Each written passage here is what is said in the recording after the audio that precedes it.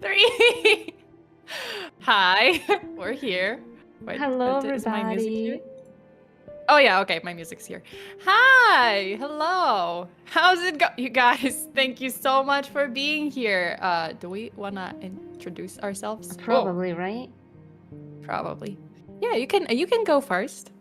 Go ahead. Hello, everybody. My name is Auri Lunami, and I'm a Slavic space witch. And today we are going to read some spooky real stories from Reddit. Yeah. And I'm here hello. Oh yeah. and I'm Sorry. here with her. Yeah. Hi. Welcome to the stream. I'm Fierce Sona. You can call me Sona, and I'm your friendly neighborhood true crime VTuber here to give you full body chills as always. Wait, I do have a question for you, Auri. Me? Because you said you're a Slavic space witch. Is it possible that you're from a very certain, I'm not gonna say the region, but like, are you from a very specific region in Poland? No. That is known for witches? Or no? There is? Wait, there is a space? There is. There is a place? Wait, what? It starts with the sh. No. Well, I'm not from there, but... Oh, you're not? Okay. Co to, Świebodzin? Świętokrzyskie! Oh, no. Really? Świętokrzyskie is known for witches? Świebodzin! I'm sorry. Wow. I mean, perhaps. I don't know if there are witches in Świebodzin. Never heard.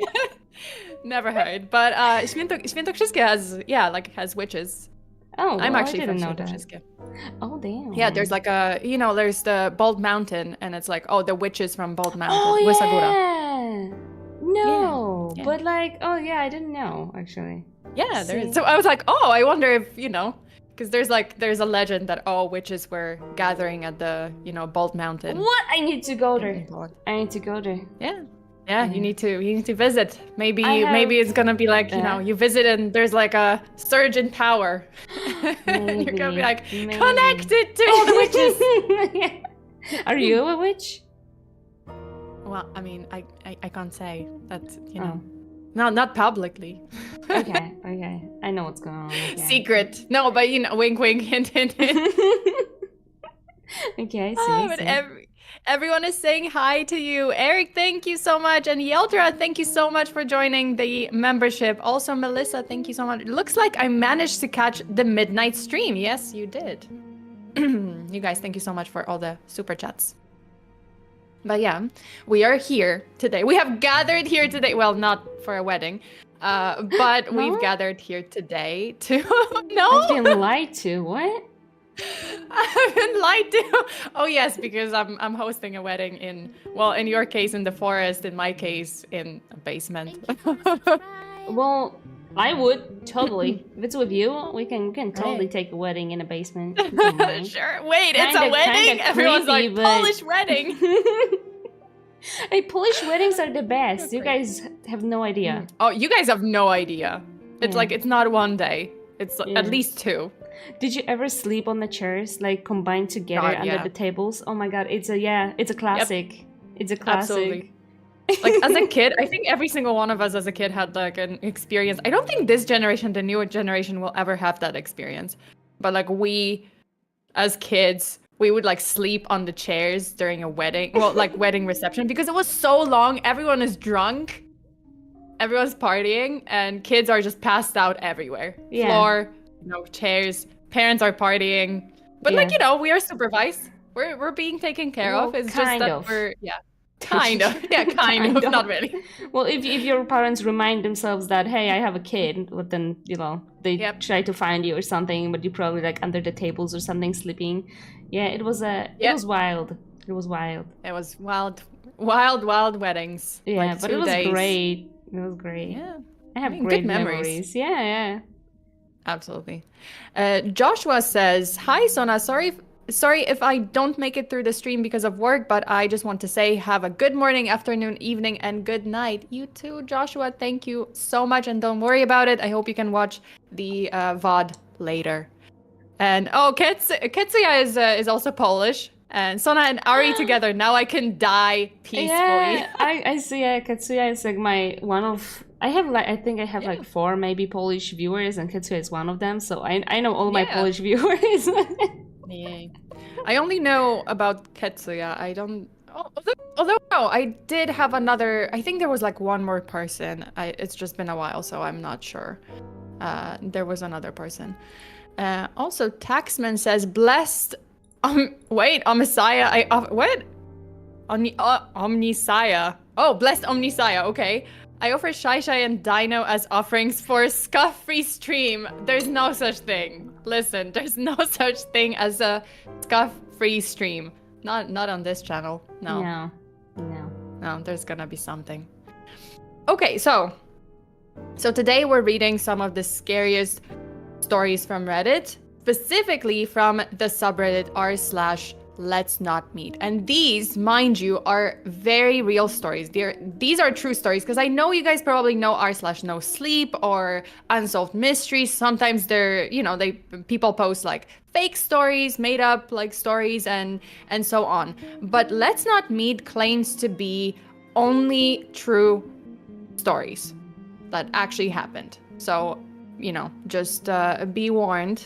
This is viewer discretion advised, because there are some, there's some adult content, obviously. Like the Let's Not Meet generally has like NSFW content, even if the story doesn't really, but because it's, because of its true nature, because of the stories being true and scary, and some of the events being, like incidents being very, very terrifying, it usually is labeled NSFW. So you guys, if you are scared, if you're not, up for some scary stories, I suggest that you leave the stream.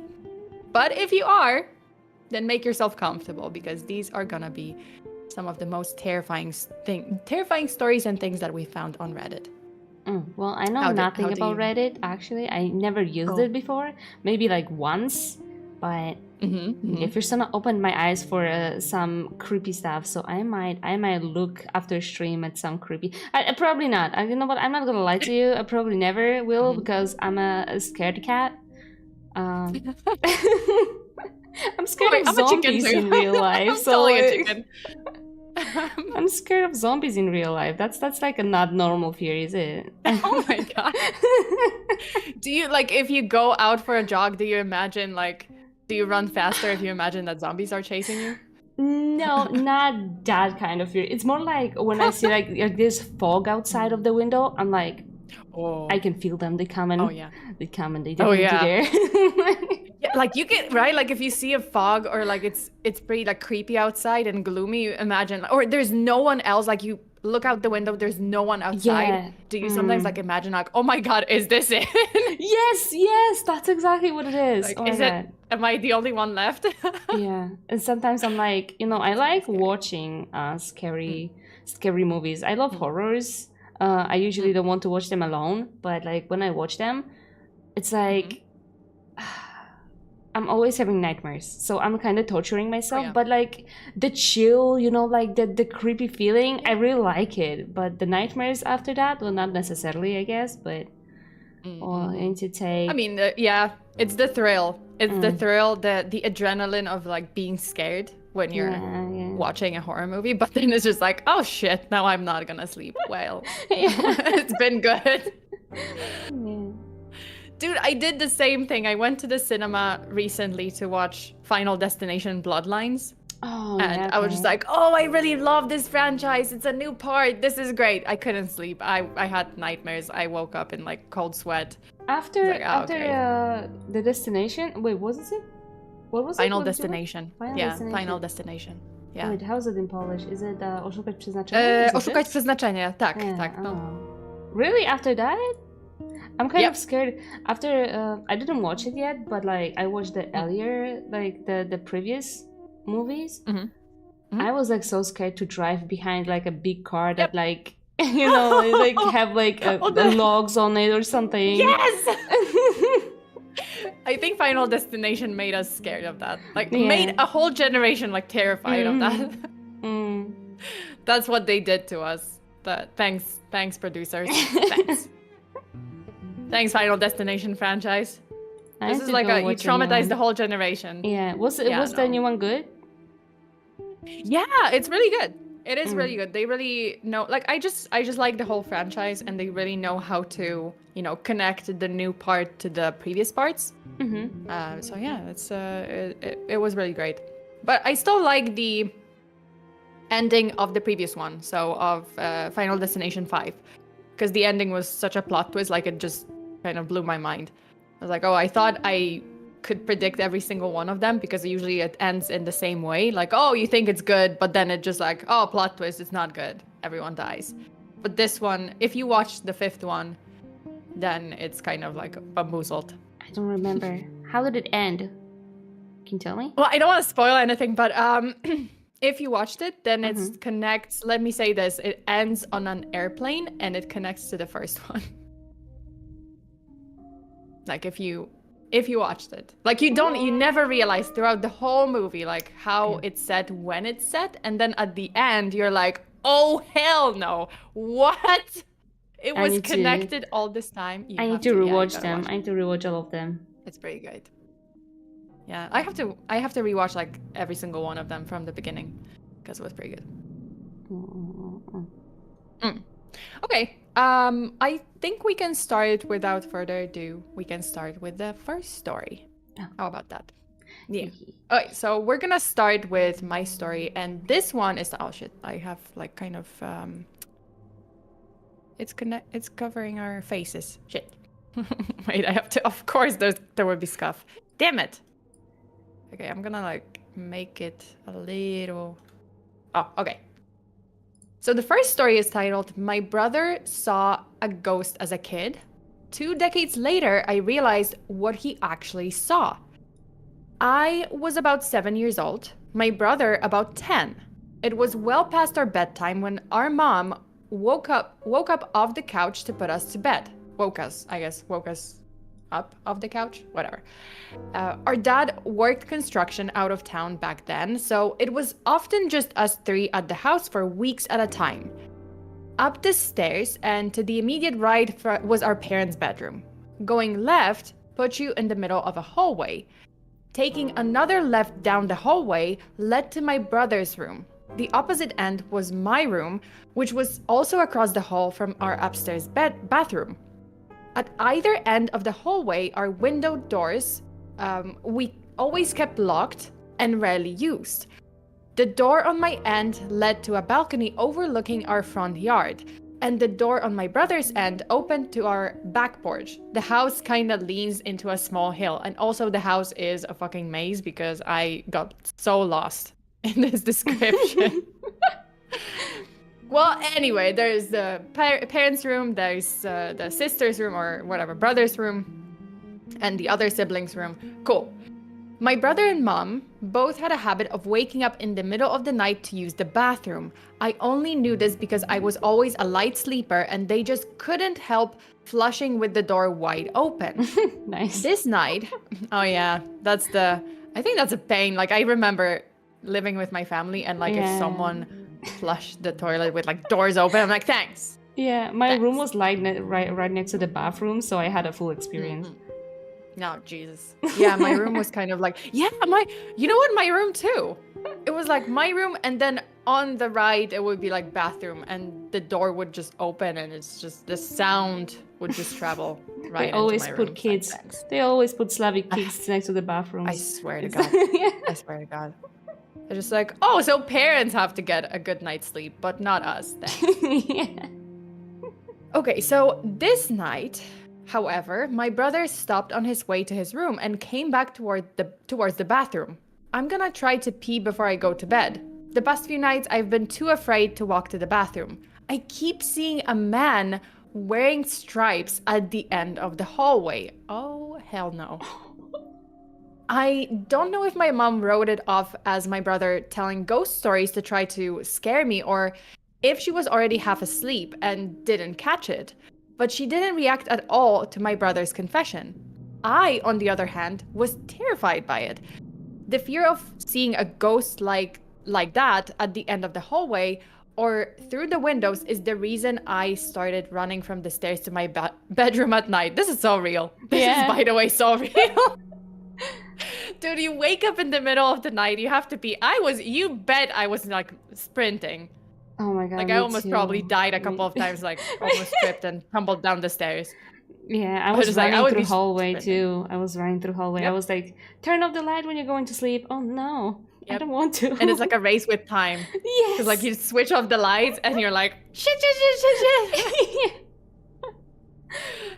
Like from this, because it's always like, oh, this switch is so far away from your bed that you have to like fucking sprint for your dear life. Mm-hmm. It's so stupid, but yeah, true story. Okay, so the fear of seeing a ghost like that at the end of the hallway or through the windows is the reason I started running from the stairs to my bedroom at night. Years later, when I was about 18, my mom and I were having a conversation in her car about a dog we had for a very short time when I was little. We were sharing stories about Max's tendency towards destroying my shoes and other unruly behaviors when my mom blurted out, "Do you remember that time I opened the front door for the cops and Max ran inside to the kitchen and started tearing open that big bag of dog food we had?" This really caught me by surprise because in all the years I lived in that house, we never once called the cops. Gun owner family in a quiet, rural, I guess West Virginia. Hey, this is Virginia. Oh shit, Mothman, Mothman State, West Virginia neighborhood, etc. I asked her what she was talking about, and she looked equally surprised, as if she had just revealed something by accident. "Oh, that's right. I never told you because you were too young at the time. One night, I woke up hearing noises outside my window, and when I looked, I saw a man staring into my bedroom." She went on to describe how turning on the lights caused him to take off running, and how she grabbed my dad's pistol before calling the cops. I can't remember all the details I gave them when they showed up.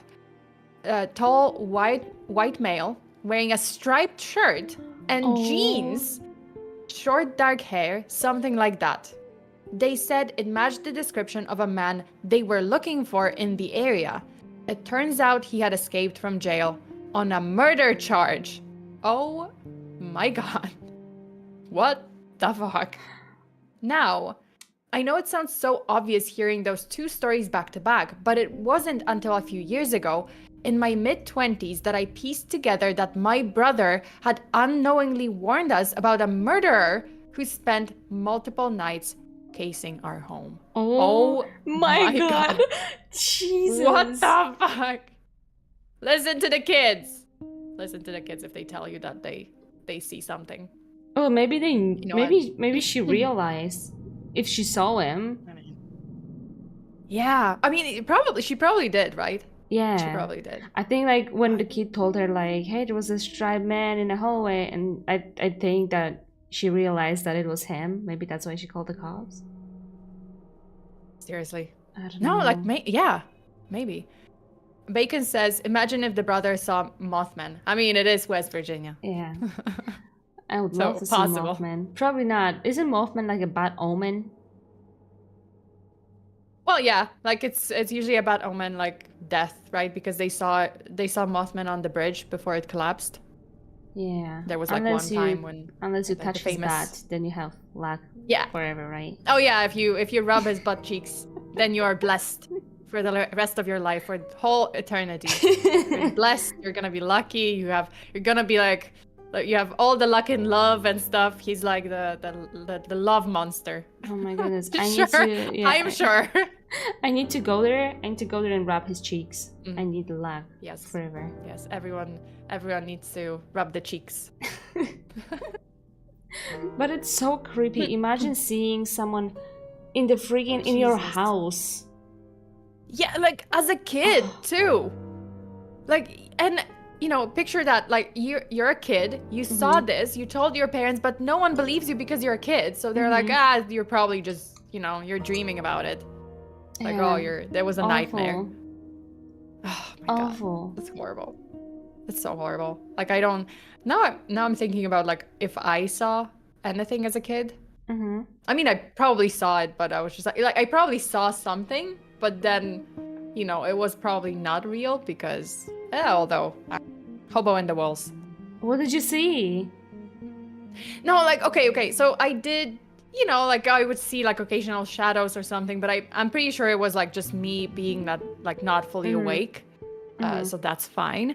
But one time, because my parents sometimes worked night shift, like both of them, and I would be left home alone essentially for the night.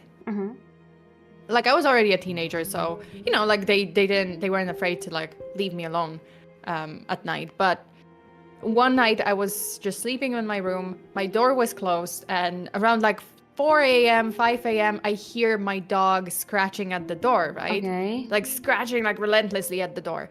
And I remember like getting like immediately kind of getting out of bed because I knew that she just wanted to be let in. So I got out of bed and the door was like right next to the bed. So I opened it and then there was nothing. Like the dog was actually downstairs. So I was just like, oh shit.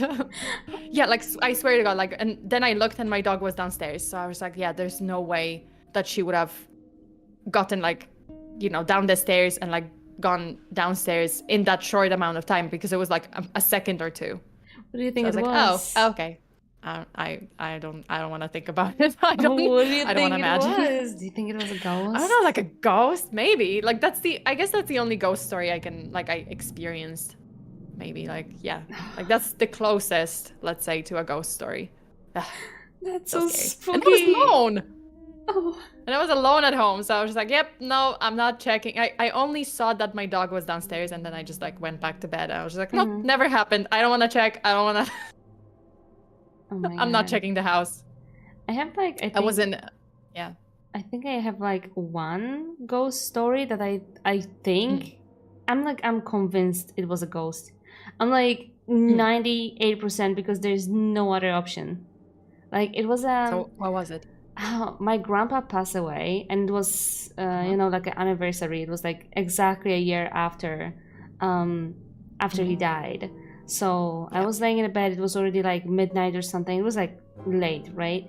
So I was laying in a bed, and I think it was actually, oh my God, I think it was like around, not midnight, it was like 10, 11. It was already dark. I was in bed.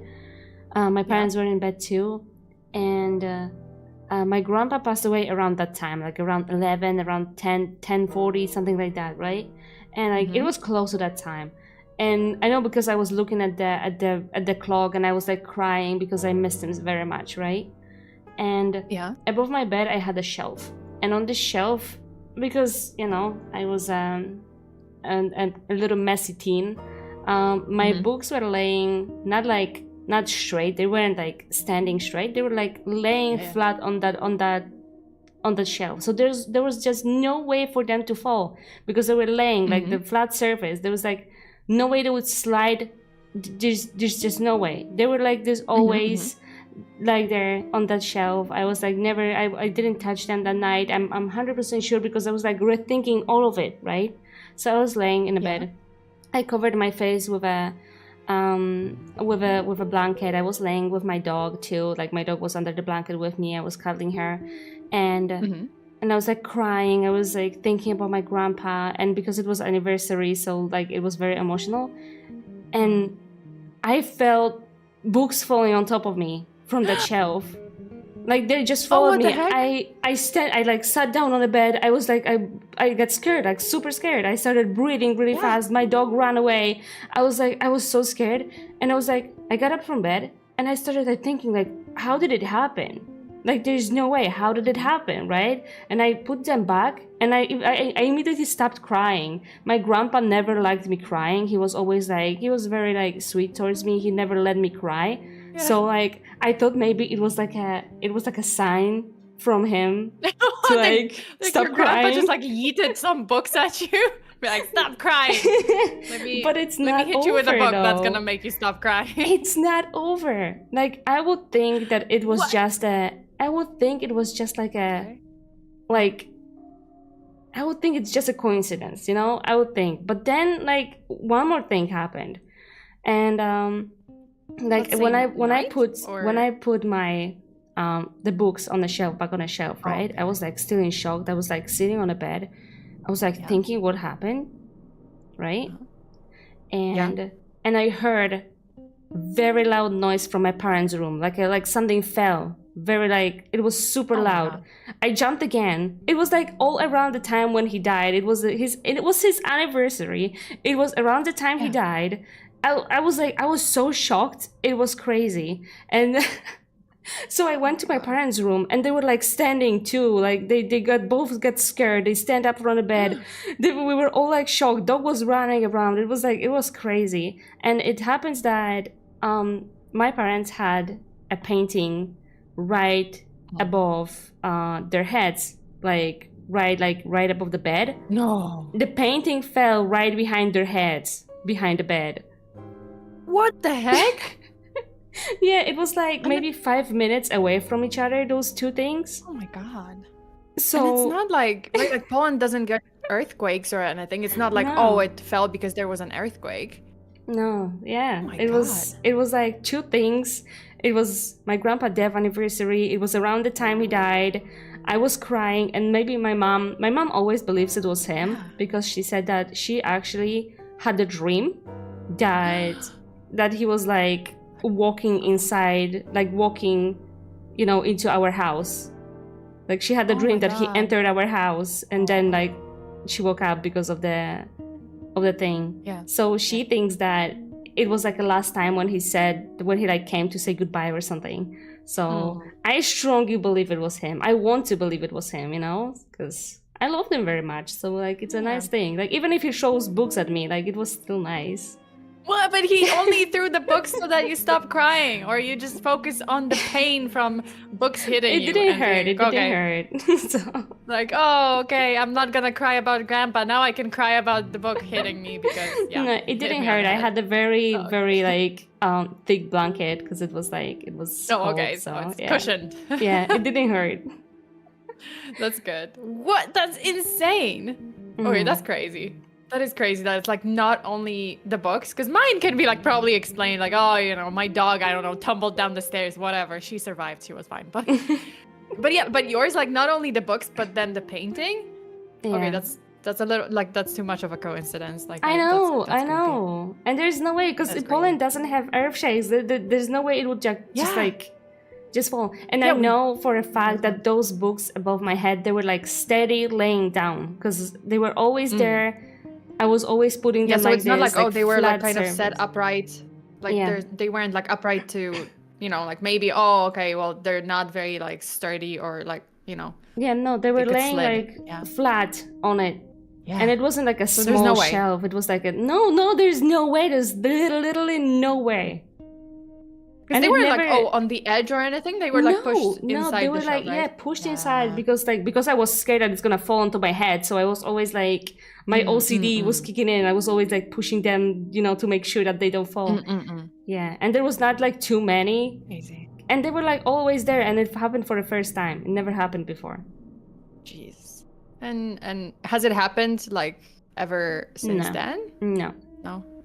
So it was just maybe Grandpa saying goodbye. I'm telling you, it had to be. Like I want to believe it was. I need to believe it was. Yeah. Grandpa just stopped by to say bye and let me hit you with a book. Cry, yeah. Let me hit you with a book and then let me hit your parents with a painting so that they go and comfort you because Well, they were not hit with or a maybe painting. Grandpa like just didn't like that painting. Maybe. I mean, it was kind of ugly painting. I didn't like it. I always either. hated that fucking painting. Maybe. Like, that's it. My grandma also said some creepy things after my grandpa died because she was living alone. I was visiting her sometimes. Yeah. And like they had like a living room, and from that living room, like you were sitting on a couch, and when you looked left, there was like a very long hallway, right? Yeah. And like I don't know, I always had a feeling that something is in there. Like I was always like sitting. It was like a very old house, so it was like creaky, like oh my god, I got goosebumps just thinking about it because it was like it was a very old house. So my grandma was living there. She didn't want to move because she loved that house. And when I was going to visit her, she was always like kind of creepy sometimes because she was telling me things like, "Do you feel him?" I'm like, "What?" Oh my god, Grandma. Thanks. And like she was telling me that sometimes she feels like he comes over from a hallway and sitting on the like an armchair that he liked. And oh my God. Yeah. And then I started like, because she said it, I started like paying attention to like things like this. And I was like, I kind of started to be scared, you know, because like, oh my God, you don't tell that to me. I'm scared of ghosts. Don't say that to me. Yeah. It's like, even if Grandma, it was my grandpa though, like it's creepy. Like you feel someone coming. Like sometimes I felt watched and I didn't like it in that house. Oh my God. Yeah, I was always sleeping with her when I was visiting her. Understandable. Like you would be creeped out to like, you know, stay there for the night, right? Like, or, you know, alone, like, oh, in a room, like alone. Yeah. Oh my God, no. I was like, it was a big house, so I was like, it was really creepy without Grandpa. It started to be like a little eerie, you know. It was like, oh, I don't know, like I didn't like it. But yeah, I was always sleeping. I was a teenager, but I was too scared to sleep alone, so I was sleeping with a grandma. I was like, I'm not sleeping alone. Like that's. I would have too. I wouldn't have like stayed alone in a room because I'd be like, thanks, Grandma. Thanks, Grandma. You freaked me out. Yeah, you remind me one thing. It was in that house too.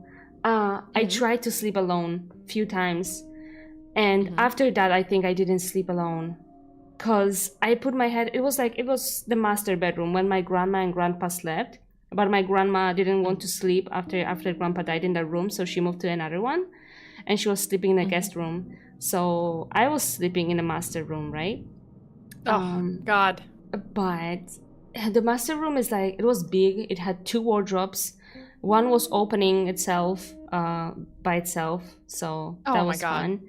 But it was like, I think it was because, you know, because the door was like loose or something, but it was still creepy. It was very creepy. Like you waking up like in the middle of the night and the wardrobe is like slightly open. Like, oh my God. No. I hated it. Yep, that's it. Haunted wardrobe. That's not what happened. Like, you know what happened was I was sleeping and I think I woke up like for a second, like something woke me up and I was like, you know, everything was dark. The closets were closed, like the wardrobes were closed, so like I didn't like get spooked or anything. I was like trying to fall asleep, and I heard scratching. But the creepiest thing is I heard scratching right on my pillow. No! Oh my God! It was like something. It was like it was my pillow. Like something scratched my pillow. Like, I don't know if it was like from below my pillow or right next to me. I know for a fact it was my pillow because it was right next to my ear. I hated it in my ear. I sat up and I was like, I froze. I was too scared to like turn around to do anything. I just froze. Right? Yep, don't ignore, don't turn around. I didn't turn. I was so terrified. I started crying. Yeah. Like, I didn't like cry, like I felt tears coming out of my eyes because I was too scared to like move to the sides to like look around even. I was just looking straight, my eyes wide open. I started like crying and I was like, Grandma! And I started screaming for her because I couldn't move. Oh I froze. Yep. And don't check, don't investigate. This is like rule number 1 of I couldn't. surviving. I could. That was I think that was like a first time when I actually like froze. Like I was frozen. Couldn't do anything. Just scream. No, it's better. Honestly, it's better for you. This is like rule number 1 of how to survive a horror movie. Do not investigate. Yeah. Do not. Never, ever. To this day, I have no idea what was it. I no idea. She didn't. She the dog. She had a dog. But she had it with her. Like it was in her room. It wasn't in my room. I have no idea what was it. No idea. No clue. No idea. But I never slept in that room after that. I wonder if like a ghost was trying to drive you guys out of the house. Like in this economy, no. It's like I'm gonna ignore you because things are inflation and it's expensive now. Like I can't move. I can't afford to move. Ignore the ghost. So let's coexist. Let's ignore each other and just let's coexist. there's that funny YouTube Shorts like video of like a guy, like he's doing a skit of like, oh, a ghost is like drawing some things on his wall or like mirror, like, oh, get out, and the guy just ignores it because he's like, no, in this economy, I can't afford to move. Yeah. And the ghost like, what? But I'm a ghost. They're like, yeah, so how did you die? And they're like, sit down, and they just kind of like chill. Yeah. Yeah, no. In this economy, no. Yeah, no. Okay, I don't know I think we can go to the next story. Okay. Yeah, you ready? It's yeah. Is it my time? Which one would you like to? Yeah, it's your turn. Which one would you like to? Oh, this one's perfect. There I was a man. There I was a man hiding. There was a man hiding in our house for a few weeks. Oh God. I would die. No. I would rather die. Okay. I want to start out by saying it's actually happened. This isn't some creepy story or something I made up. I still have trouble sleeping alone because of it. Even now, later, at 27, I checked every closet and locked every door at least 3 times before bed. Oh my God, me too. Do you do that too, or yep. Only me? I'm paranoid. I do. Dude, I'm so paranoid. Before I go to bed, I check all the locks. I check if the curtains are closed. I check my wardrobes too. I'm too paranoid for that. I definitely check locks. Like, oh, if my front door is locked. Like, I do live on the 13th floor, so I don't have to like, right? Like, oh, it's not. I don't have to. I'm not on the first floor, so maybe like windows are fine. But no, but like windows are also closed. But yeah, like I definitely check if my front door is locked. I'm checking everything. Like I'm not letting anything happen. I'm not taking any chances. Yeah, I have oh my God, there's like a little mirror in my closet, and oh God. I watch too many horror. Okay, I watch too many horror movies. I kind of feel like something's gonna come out of it sometimes, but like. Yeah, I'm just trying to ignore the feeling. If I have to go to the bathroom in the middle of the night, like my bathroom has like a huge mirror, I do not look under any circumstance. I do not look in the mirror. Like at night. Oh my God. Yes, I have that too. I have like a fear that did you get scared as a child by Bloody Mary? Like, I think that's what scared me. Oh yeah. That was like, Mary that was the scary story of our childhood, like Bloody Mary. Yep. Yeah. No, I do not look in the mirror. I'm just like, I ignore. I just look at the floor. Yep. Just do your deed. Do pee and then go back to bed. Yeah. Oh my God. Same. So. Oh yeah, and I also don't go to the bathroom at 3 a.m. Like if it's 3 a.m., I just hold it in until 4.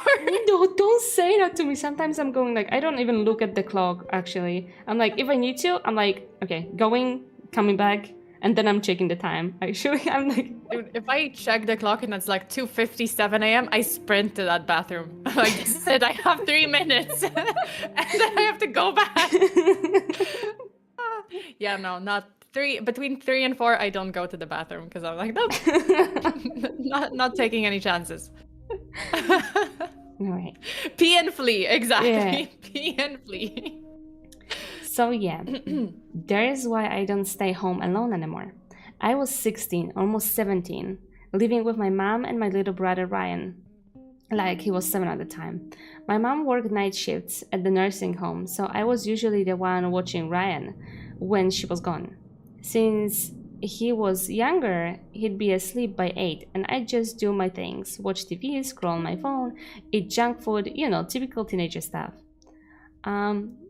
We lived in this little 1-story house on the edge of some woods. Oh my God, the worst.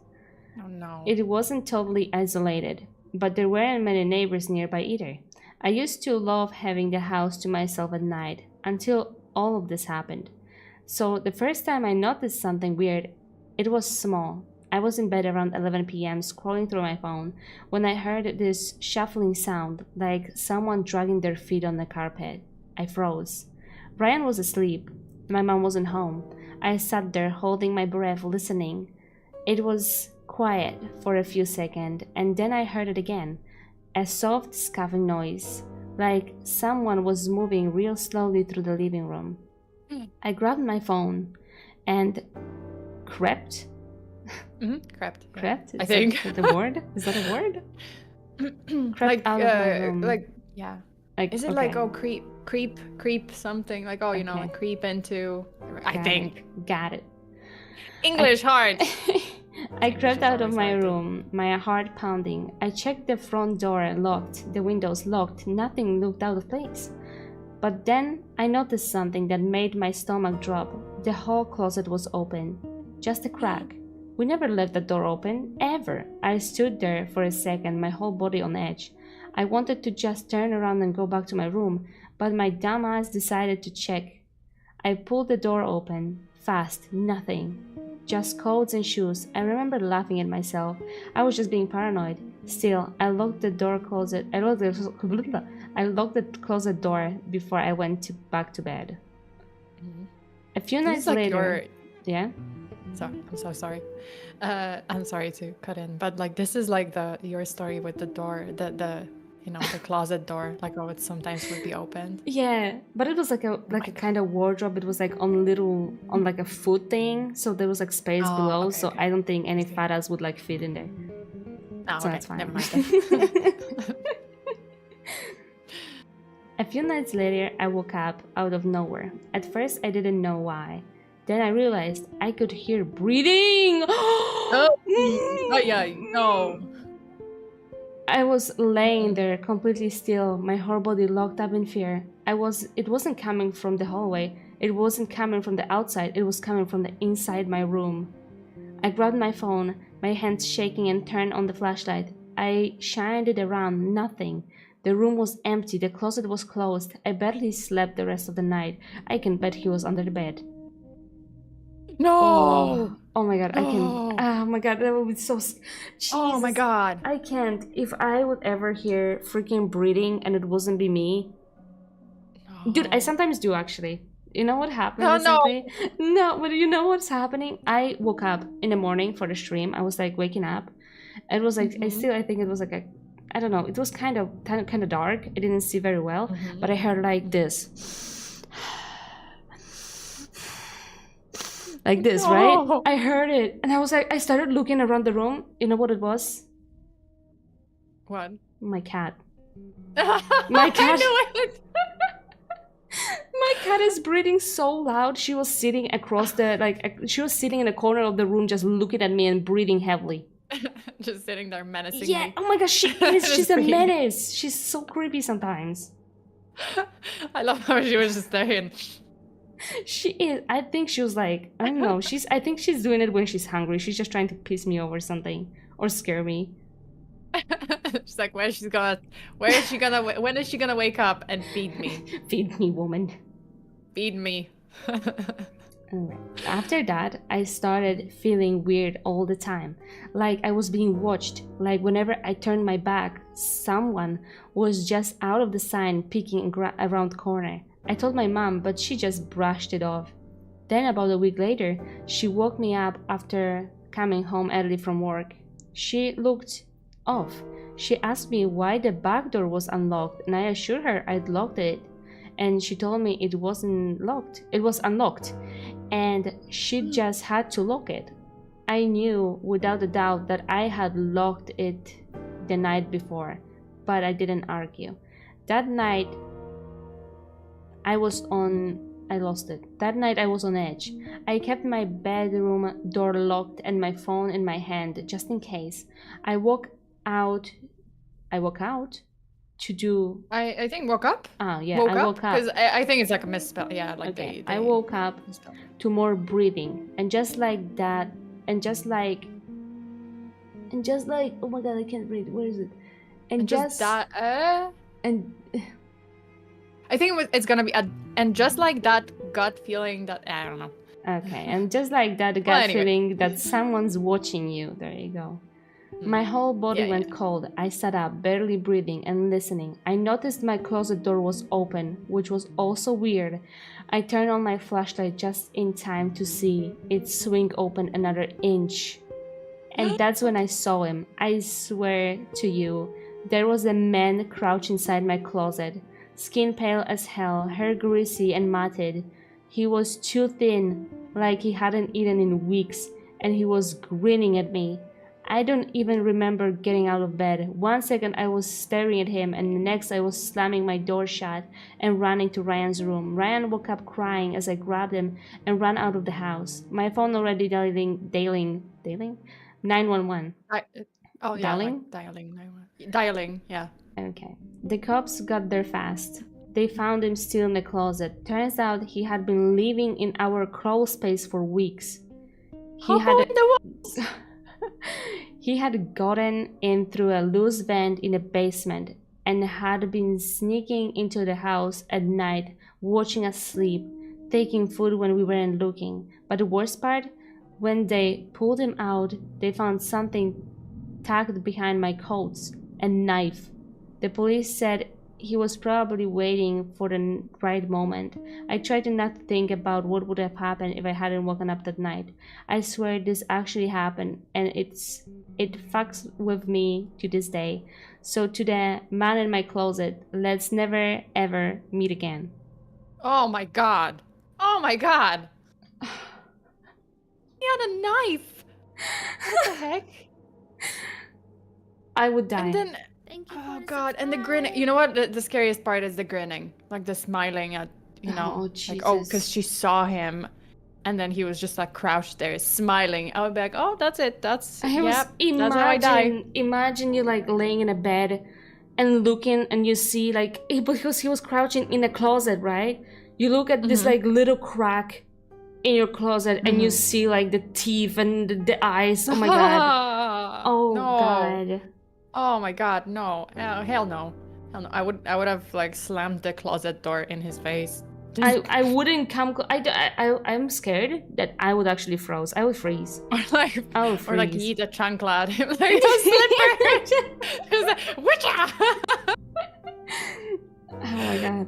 On my way out, I would just be like, I need to buy myself those like heavier slippers. Like the thick, heavy slippers, and then I can like yeet it at them. Ay, no, oi. Oi. Oh my god. Man. Also, comment, thank you. Sheesh, that sounds straight out of an urban legend. Honestly, if I saw a pale-skinned, you know, thin-ass man grinning at me from my closet, I would probably think immediately that it's like a skinwalker or some rake or something, you know? Something like, or something that's not really human. I'd be like, that's it, yeah. So the pale man was just sitting there while the cops on their way. Well, he was insane, so like clearly, who on the right mind is, you know, going to someone's house, live there with them for a couple of nights, and oh god. I mean, good thing that she managed to like run out of the house, right? Like, and grab her brother and just run out. And but then where's the mom? Was the mom like night shift? She was, she was on the night shift. She was like working. Oh, she was working. Yeah. Okay. Yeah, but like, thank God she grabbed the. Oh, because I saw one video. It was kind of crazy. Okay, I'm gonna stop my scary music for a moment. So I saw a video of a woman running out of her house with her dog in hand, right? Like she was carrying her dog, and she's calling like 911 or something, or her husband. I don't remember who she was calling, but she was calling her husband, and she's like, there are intruders in the house. Mind you, they have 2 kids, so she grabbed a dog. No. She grabbed the dog. Yeah, the kids were still at home. They were still inside the house, and there were like some intruders. I mean, thankfully I think the police or the husband arrived in time, so that nothing happened to the kids, but she literally grabbed the dog first. She didn't even grab the kids. Priorities. Priorities. A fur baby. Fur baby is more important. Yeah, fur baby. I think it was like a pom-pom or something, and she just grabbed it, and so I'm favorite child.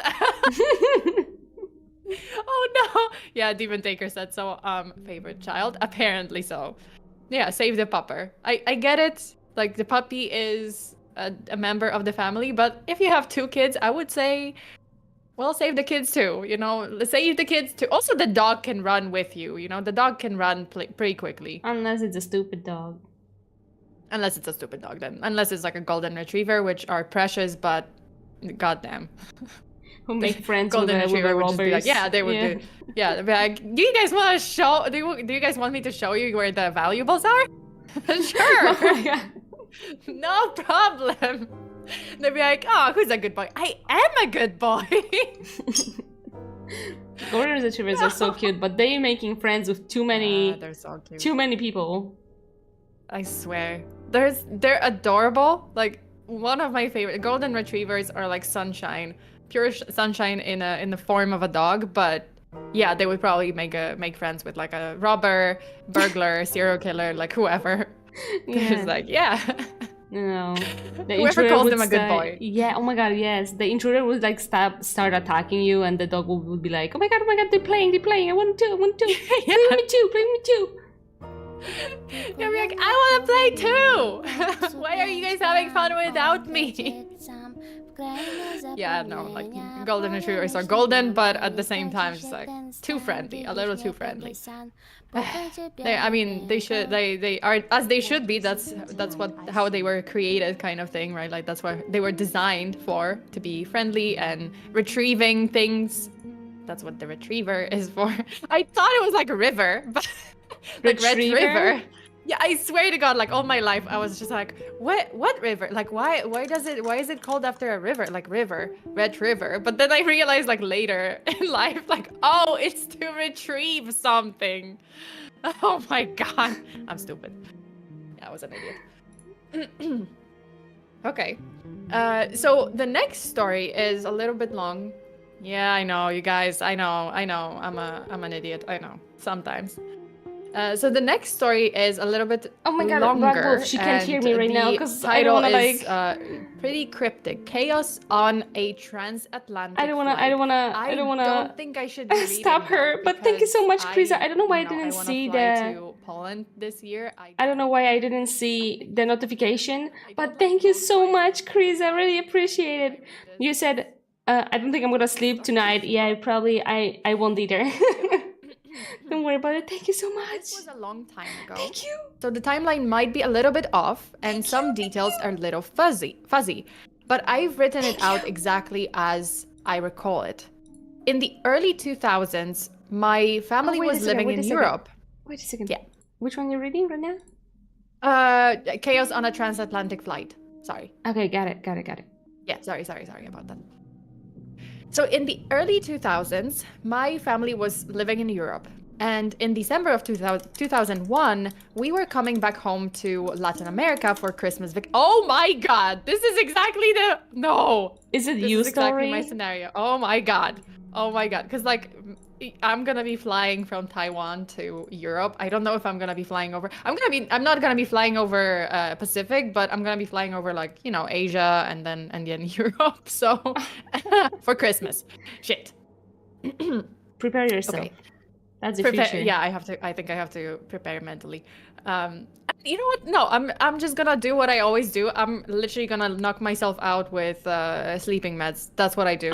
On a long flight, I just take a sleeping pill and I pass out. And they have to like wake me up at the end. Like the flight attendants, they just usually wake me up at the very end. They're like, "Miss, we're landing." I'm like, "Thank God, yes, I survived." Nailed it. Didn't die in a plane crash. Okay, so my brother and I, both in high school at the time, and my dad were flying together from Paris to Miami. My dad was seated in business class, while my brother and I were in coach. Oh, yeah, I would do the same to my kids. Like, business class for me, for you guys, economy. Sorry. So sitting in the middle two seats of the middle row. The flight was pretty normal at first. Absolutely nothing out of the ordinary. About 4 or 5 hours into the flight, I was reading a book, almost dozing off, when I heard a woman start to repeat the word no over and over. So she was going, no, no, no, no, no, no, no. Oh my God. At first, it was really quiet, almost inaudible. But it quickly got very loud and urgent. Before I realized what was happening, she was screaming, no, no, no, no, no, at the top of her lungs. Oh my God. I don't like this. I already don't like this. I'm gonna die. That's it. 2 sleeping pills this time. Okay, so I looked up and saw a flight attendant a few rows ahead of me to the right, hunched over someone sitting on the window seat. My first thought was that a passenger was having a heart attack or some catastrophic health problem, but her yelling was so unsettling that this couldn't be it. There was a strangely long delay in people's reactions. Nobody did anything. I completely panicked and froze in my seat. My brother, on the other hand, jumped up out of his seat, jumped over to the person sitting on the aisle seat to his right, and ran up to see what was going on. He was up there in a matter of seconds, and as he approached, suddenly everyone around us stood up to see what was going on and/or tried to help. She kept screaming, and now she was struggling with this passenger. He was really tall, so tall that his whole head was visible over the back of the seat, and he had long curly black hair. My brother came back to our row and said something is wrong before going back up to get a closer look. Passengers close to her began struggling with the guy as well. A bunch of people jumped on him and started pulling at him, and someone in the row behind him even pulled his hair. Oh my god! What's going on? Even pulled his hair back. I don't know. So hard, his face jerked towards the top of the plane. He let out a really loud moan/scream, and then there was chaos. The aisles were so crowded, nobody could move. And I saw a fire extinguisher being passed hand to hand from the back of the plane. I immediately thought there was a fire and that we were all going to die. It was an incredibly hopeless sensation to know that there's nowhere to run and no way to escape the situation unfolding in front of you. They passed the extinguisher up to the male flight attendant near the guy, and the flight attendant hit him with the butt of the extinguisher really hard on the face. What? Oh, shit. What? They started asking for belts, headphones, straps, anything they could use to restrain him. My brother took off his belt and gave it to them, and they wrapped everything they could around the passenger's arms, shoulders, and torso, securing him to the seat. I saw the male flight attendant who had hit him with the extinguisher carry a pair of large black tennis shoes to the back of the plane, which at the time seemed kind of strange, but I didn't think much of it. Oh no. What was in the shoes? Where does this end? Where is this going? The flight attendants asked if there was a doctor on board to sedate the guy. People kept asking if there was a flight marshal on board, but nobody came forward. I wonder if there wasn't really, or like there was a doctor, but there is like, don't say anything. Don't get involved. Don't get involved. Yeah. Sometimes I feel like there's probably like doctors or nurses, but they're just like, yeah, no, I'm not working right now. I'm not working right now. Don't say anything. I'm on vacation. I'm on vacation. And then their family members like, here's a doctor. It's like, shut the fuck up. Shut up. We're on vacation. Yeah. Okay, so I can't remember exactly how or when things calmed down, but eventually everyone was told to return to their seats. A small group of people that helped restrain the guy were asked to keep guard on a rotation. There were always at least a few people sitting behind him and or next to him, keeping an eye on him. I think there was even someone behind him holding a fistful of his hair for the rest of the flight. The pilot announced over the PA that there had been a security breach. I can't remember exactly what he said, but it was vague. And that we were being diverted to Boston Logan Airport. He said that they didn't know if the person was working alone, so get to know your neighbor. Oh my god. Is it like a terrorist attack or something? Oh god, okay. Get to know your neighbor. We were in the middle of the Atlantic, with maybe 4 more hours to go before we could land. Things were a bit ominous and tense, but for the most part, everyone was friendly and in a pretty good mood. Nobody knew what had actually happened. We weren't allowed to get up from our seats, and if you had to use the bathroom, you needed to call a flight attendant to escort you to the lavatory, where you weren't allowed to lock the door. I remember a grumpy old Frenchman a few rows from us got really annoyed after a while and kept getting up without permission just to annoy the flight attendants. Yeah, don't do that. I'm an idiot. Also, Bacon says, Among Us IRL. Oh my god, it is! It is, like, which one is the imposter? Yeah! Yeah, also don't do that. Don't just do something to annoy the flight attendant. In this situation, come on. Oh my god. So they were not happy. After a while, they put on the movie Legally Blonde to distract the Oh yes, Legally Blonde. About, yeah, like, okay, sure. But about lawyers. Also solving a murder. I don't know if that's a good idea. After a while, they put on the movie Legally Blonde to distract passengers. My brother and I went up to business class to talk to my dad. Apparently, they didn't hear the extent of the chaos back in coach. And they were all going about business as usual, pun intended. A few hours later, as we approached the US, we saw fighter jets outside of the windows on both sides of the plane. Oh, God. The pilot announced that they were escorting us to Boston. Oh, okay. A few little kids got really excited watching the jets. I later learned that these are a last resort security measure to prevent hijacked planes from repeating 9/11 style attacks. They were supposed to shoot us down in case of a major threat. Oh shit. Oh my okay, god. That is not a good thing. So we landed and we were told to stay seated. A SWAT team came on board carrying assault rifles and tons of body armor, cut off all the guy's restraints, and took him off the plane. I saw everything in detail since we were seated only a few seats behind him. We were parked in the middle of the tarmac for a long time before we were allowed to disembark.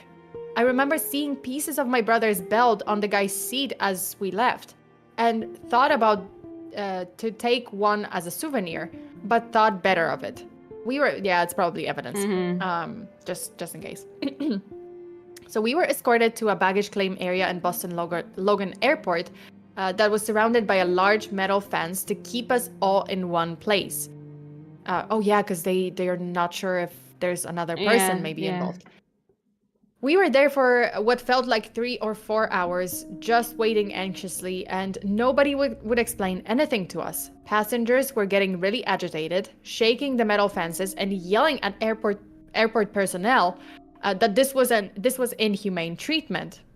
But you gotta understand, it's inhumane. Yeah, it's not great. It's uncomfortable, but I would say, well, it is for security reasons. So, I think it's fair. Yeah, but there was no food. There was no food. I would totally shake that fence. I would totally shake that fence. Give me food. Okay, no food, no drinks. Yeah, I would shake the fence. Never mind. Never mind. So there was no food, nowhere to sit. Well, the floor. I mean, I would sit on the floor. I would me just too. whatever. I would sit on the floor. Nowhere to sit, and children were crying. Dozens of people were trying to sleep on the baggage carousel. They finally ordered a bunch of pizzas and led us into a waiting area with actual chairs, where each passenger was interrogated by the FBI. They were astonishingly unfriendly. I guess they were trying to... I mean, what do you expect? It was almost... The plane was almost hijacked, and they had to, dispatch fighter jets. They were astonishingly unfriendly. I guess they were trying to discern if the guy had any partners on board. They then shuttled us to our baggage, where security officers thoroughly hand-searched every single passenger's shoes, suitcases, and carry-on bags, and patted everyone.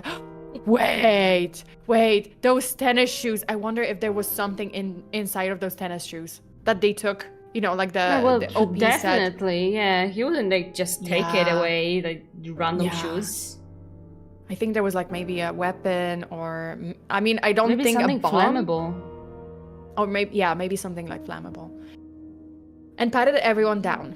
We were finally allowed to make a phone call and called my mom. The rest of the family was completely hysterical. They had been watching the news all day and knew that an Islamic extremist terrorist had tried to blow up our flight with a bomb that he had smuggled aboard in his shoe. So yeah, I was right. Oh my god. Okay. We had absolutely no idea what had really happened until this moment. As we were kept oh, that makes so much sense now. Like the shoes. Oh god. Yeah, I mean that was suspicious. But so what? So like he was trying to like I think turn it on or something, and the woman next to him started like freaking out. I think so. I think maybe she noticed that he was doing something sketchy, and maybe she noticed the bomb in the shoes. Like maybe he took it off or something, or he was like fiddling with it and she just noticed. Well, let's keep reading. Let's see. Jesus. So it was a very strange sensation. Up until this point, my dad, brother, and I had actually remained pretty relaxed considering the circumstances, and were more annoyed about the inconvenient changes to our travel itinerary that, of course, my voice is a toaster, than the crazy experience on the plane. We had no idea how bad the security breach really was, and how close we came to being killed.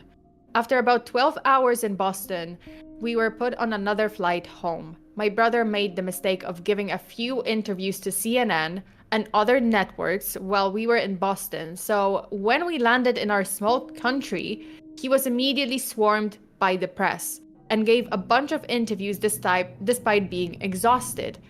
I was happy to finally sit and relax with my family after the longest and most stressful trip of my life. We later learned that the bomber, Richard Reed, had actually tried to board the same flight on the previous day. He was detained and questioned by French security because of multiple red flags. He had no luggage and purchased a one-way ticket with cash, causing him to miss his flight. They put him on the next day's flight and put him up in a hotel kind of far from the airport, since everything nearby was booked. The following day it rained, and on the walk from the hotel to the airport, his shoes got wet. This might have been why he had trouble lighting the wick in his shoe. Oh my god! Oh my god! Oh my god! That's so true. So the shoes got wet. She saw him like trying to light up the freaking bomb in his shoe. Yeah. Oh my god. His plan was to light it in mid-flight. He waited until the passenger next to him went to the bathroom, then tried to light his shoe with matches. The female flight attendant that first engaged him had smelled the matches and was walking up and down the aisle looking for a passenger who she assumed was trying to smoke a cigarette. She saw him with the shoe in his lap and immediately tried to take it from him. They struggled and he bit her hand. Reed is now serving 3 life terms in prison. Oh my god. Oh my god. What the fuck? But win for the rain. Win for the bad weather. Holy shit. This is terrible. That's so crazy. Oh my god. I don't like this. I don't wanna. Oh my god. And I'm flying to Poland. God damn. No. I think it's gonna be 2 sleeping pills for me. I think this time it's just 2 sleeping pills and I'm just gonna be out. You're gonna try to sleep through the attack? I'm gonna try to sleep through like anything that happens. You know what? So far it worked. I would just I literally I take the sleeping meds, which are, they're pretty delicate. So it's like, it's not like a very strong sleeping med, but it works for me. So yeah, I usually take it right after the takeoff. So if when we reach kind of the cruising latitude where it's like all the autopilot engages, I know that, right now it's already safe and I can just take the pill and yeah. And I pass out like immediately within like 10-20 minutes and I'm just out for 10 hours and then I wake up, like they wake me up when it's like time to land. I'm like, oh, okay, great. Survived. Yes. +1 to experience. As someone said, you can only trust people in airplanes with their dogs out. That's true now. That is true. That's so true. I wish there was like, I don't know. I wish they allowed like a dog. They could, I don't know, when a dangerous sniffing dog aboard. No, dogs like feet. Damn The feed Oh yeah, out. that's true. The feed out. The feed out. The feed out. The feed. The feed. But I also wish that they did have a dog that can sniff out like bombs and stuff. Well, they do on the airport. Yeah, but no, not on the airport. I wish they could allow one doggo like per flight. And it's like this beagle just like walking up and down the aisle, just doing his job. Oh my god. Being a or like good a doggo. little Pomeranian. Oh my god, I would love it. Little flat ball just Sure. Or like one of those like sausage dogs. Oh, that's oh funny. my god, I love sausage dogs. I love weenies. Sausage dogs are oh good. my goodness, I wieners. love them. Yeah. And he would just be like running up and down, doing his job, being a good boy. Yeah, little baby. Little baby be doing cute. a little baby job. It would be adorable. Exactly. Ah, man. I shouldn't have read that because it's flying scares me. Oh my Dude, god. like I'm so scared of flying. I love flying. Now I'm scared. You but love I flying? Oh, okay. No, I like do. I always, when I was, for a long time, I wanted to be a pilot. Oh. Yeah. Did you like ever like pilot No. anything? Like, try? No, Attempt? no. Or... No. I only flied as I a guess... passenger, but I always wanted to be a pilot of those army airplanes, the fat ones. Oh, like Top Gun. Mm-hmm. Yeah. Tom Cruise, Maverick. Yeah, no, like that. But do you have like motion sickness? Any motion sickness? No. No, okay, then you're good.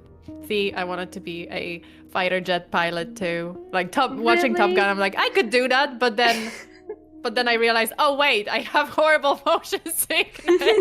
Oh no. Like this is where my career in fighter jet piloting ends. No, like just watching Top Gun, I was like, oh, that would be so cool. But then I'm like, oh wait, oh wait, motion sickness. Puke. Oh, I was like, oh, oh no. It's like so anyway. No, I did want to be a flight attendant. Because that's like I did get motion sickness on a plane like once, but that's only because I took edibles. That was like flight back from Chicago. I took edibles. I took like weed, and I was like, oh, I'm sick on the plane. Oh shit. I was so sick. For a while, I think I wanted to be a flight attendant too, but then I checked like how much they need to work and suffer with customers, like with the passengers. And I'm like, no. Yeah, same. Because I have a couple of friends who I don't know if they are still flight attendants or maybe they're like on ground, like at the airport, like staff. But they used to be flight attendants, and yeah, they were saying like, yeah, it's tough work. Also, like, your sleep cycle is just all over the place because you have to work when it's like overnight flight or something. Yeah. And all the time zones too, right? Yeah, different time zones. Yeah, they were like, yeah, it's pretty hard. So I was like, oh, okay. Yeah, I wouldn't. I customer service. So I mean, like, I would just lose my shit. Dude, I saw this kid. Oh my God. Last flight, I swear to God, there was, I'm just sitting there and there's this kid, right? Like with his family, but there's a kid. And the flight attendant kind of comes over and, she's giving people drinks, right? Okay. And she tells the kid, like she leans over the kid and she like gives him a cup of juice and tells him like, oh, please be careful because it can spill, right? Like, please be careful. Yeah. I swear to God, 2 seconds later, this kid grabs the cup and spills it all over the place. Oh my God, of course. Spills it everywhere. And to make matters worse, because he wanted to call over the flight attendant, but he wouldn't say like, excuse me, oh, I'm so sorry, I spilled. No, he just screamed, hey you. I was just like, oh my God. I thought the parents would kill him. They were like, yeah, I would have, I don't know. Were they angry? That's it. Did they look angry? Yeah, they were angry. No, they were angry. They were Okay. angry. They scolded him, but okay. But the kid was just like, hey, you. It's like, what? Oh my God, I don't know. I would chancla. Yeah, I don't. Chancla. That's chancla. Just yeet. Chancla yeet. I mean, hey, we were raised by Slavic parents, okay? We know. Yeah. We know the ways. It would be belt. It would be slipper. Yeah. It would be anything. Yeah, or that mom Slavic look. Did your mom have the look? Oh my God. Yep. She's like, you're lucky. The look titled, "You are lucky that we're in public." Yeah. Oh my god, yes. Like, we're Yeah, lucky. my mom Wait also until said we it a few wait, times too. wait until we get home. Yeah. Yes. It's like, oh, wait until we get home. It's like you're gonna see. God. Yeah. Yeah. Crazy. But yeah, flights. I think it can't get worse than this. Well, I mean, yeah, like plane crashes, but Jesus. I mean, at least like they survived, so I guess but still scary. I would be like terrified to the rest of my life. Just you know. Well, like but also, when did it happen? Like, how did they not see a freaking bomb in its shoe? Richard, let me see. Richard Reed, shoe bomber. Oh, interesting. I have the story. Richard Reed. Okay. So this happened actually in 1970. Oh no, wait. In 2000, early 2000s, 2002. Oh, okay. I was like 1990. No, 2002. It was in the story actually in early 2000. So 2001. Yeah, I see that this was made by someone 7 years ago. This post. Yeah. So they were probably just posting about it, but like yeah, they do mention like in December 2001. So /2 because it's Christmas. Yeah. So oh god. Yeah, Jesus. Richard Reed. Yeah, he just where is he from? Was he a British? Yeah, he was British. Richard. Yeah, Richard Reed. Richard Colvin Reed. Shoe bomber. How do you spell that? Because I see Richard Reed, a British businessman. I don't think it's that one. No. R-E-I-D. Reed. R-E-I-D, yeah. So it's, Richard. Oh, Reed. I see. Yeah. Yeah, so he's just like this. Yeah, shoe bomber. Choosing this story, I had no idea that we're gonna actually have a case. Like an actual case. Holy shit. Yeah, so it's like 2002, well, December 2001, I guess. Oh, on December 22nd, 2001, Reed boarded American Airlines. Let me just show this. Yeah, Reed boarded American Airlines flight 63 between Paris and Miami, wearing shoes packed with explosives, which you can even see how it looks like. The shoe is on the internet. Oh yeah, you can see it. Like this is what he looks like. Oh, the shoe? Mm-hmm. Wait, hold up. Where's the shoe? How did he put it in there? You can see it. Oh my god. Oh shit. Wait. I kind of messed it up. Yeah, you kind of like can see. Okay. I'm just gonna. Yeah, you guys can see it here. Yeah. The shoe. What the fuck? Oh, because there was like thing in the soles or something. Yeah, so he put it like not where you put your feet, but like below in that hard thing you step with. Jesus Christ. Yep. So a passenger like on December 22nd, a passenger on the flight complained of the smell of smoke in the cabin shortly after a meal service. Yeah. Jesus Christ. Okay. But yeah, that's the story. That's the story. Wait, I did not expect a Reddit story to kind of lead me to. I mean, I had a couple of them, but this one was unexpected. I just thought like, oh, it's gonna be something like kind of scary, kind of chaotic, but oh, maybe not that horrible. But this was pretty horrible. What the fuck? Yeah. What the heck? Crazy story indeed. Yeah. Okay, do you wanna go to your story? Yes. Be followed, yeah. Followed. Okay. Let me just follow. Yeah. Okay. All right. Followed. So probably. Oh, give me a second. Okay, give me a second. I need to close the door. No worries. No worries. Let me turn it off for now. But yeah. Damn, I did not expect there to be a full-on case. Jeez. Right, this was pretty unexpected. Yeah. All right, I'm back. Let's see.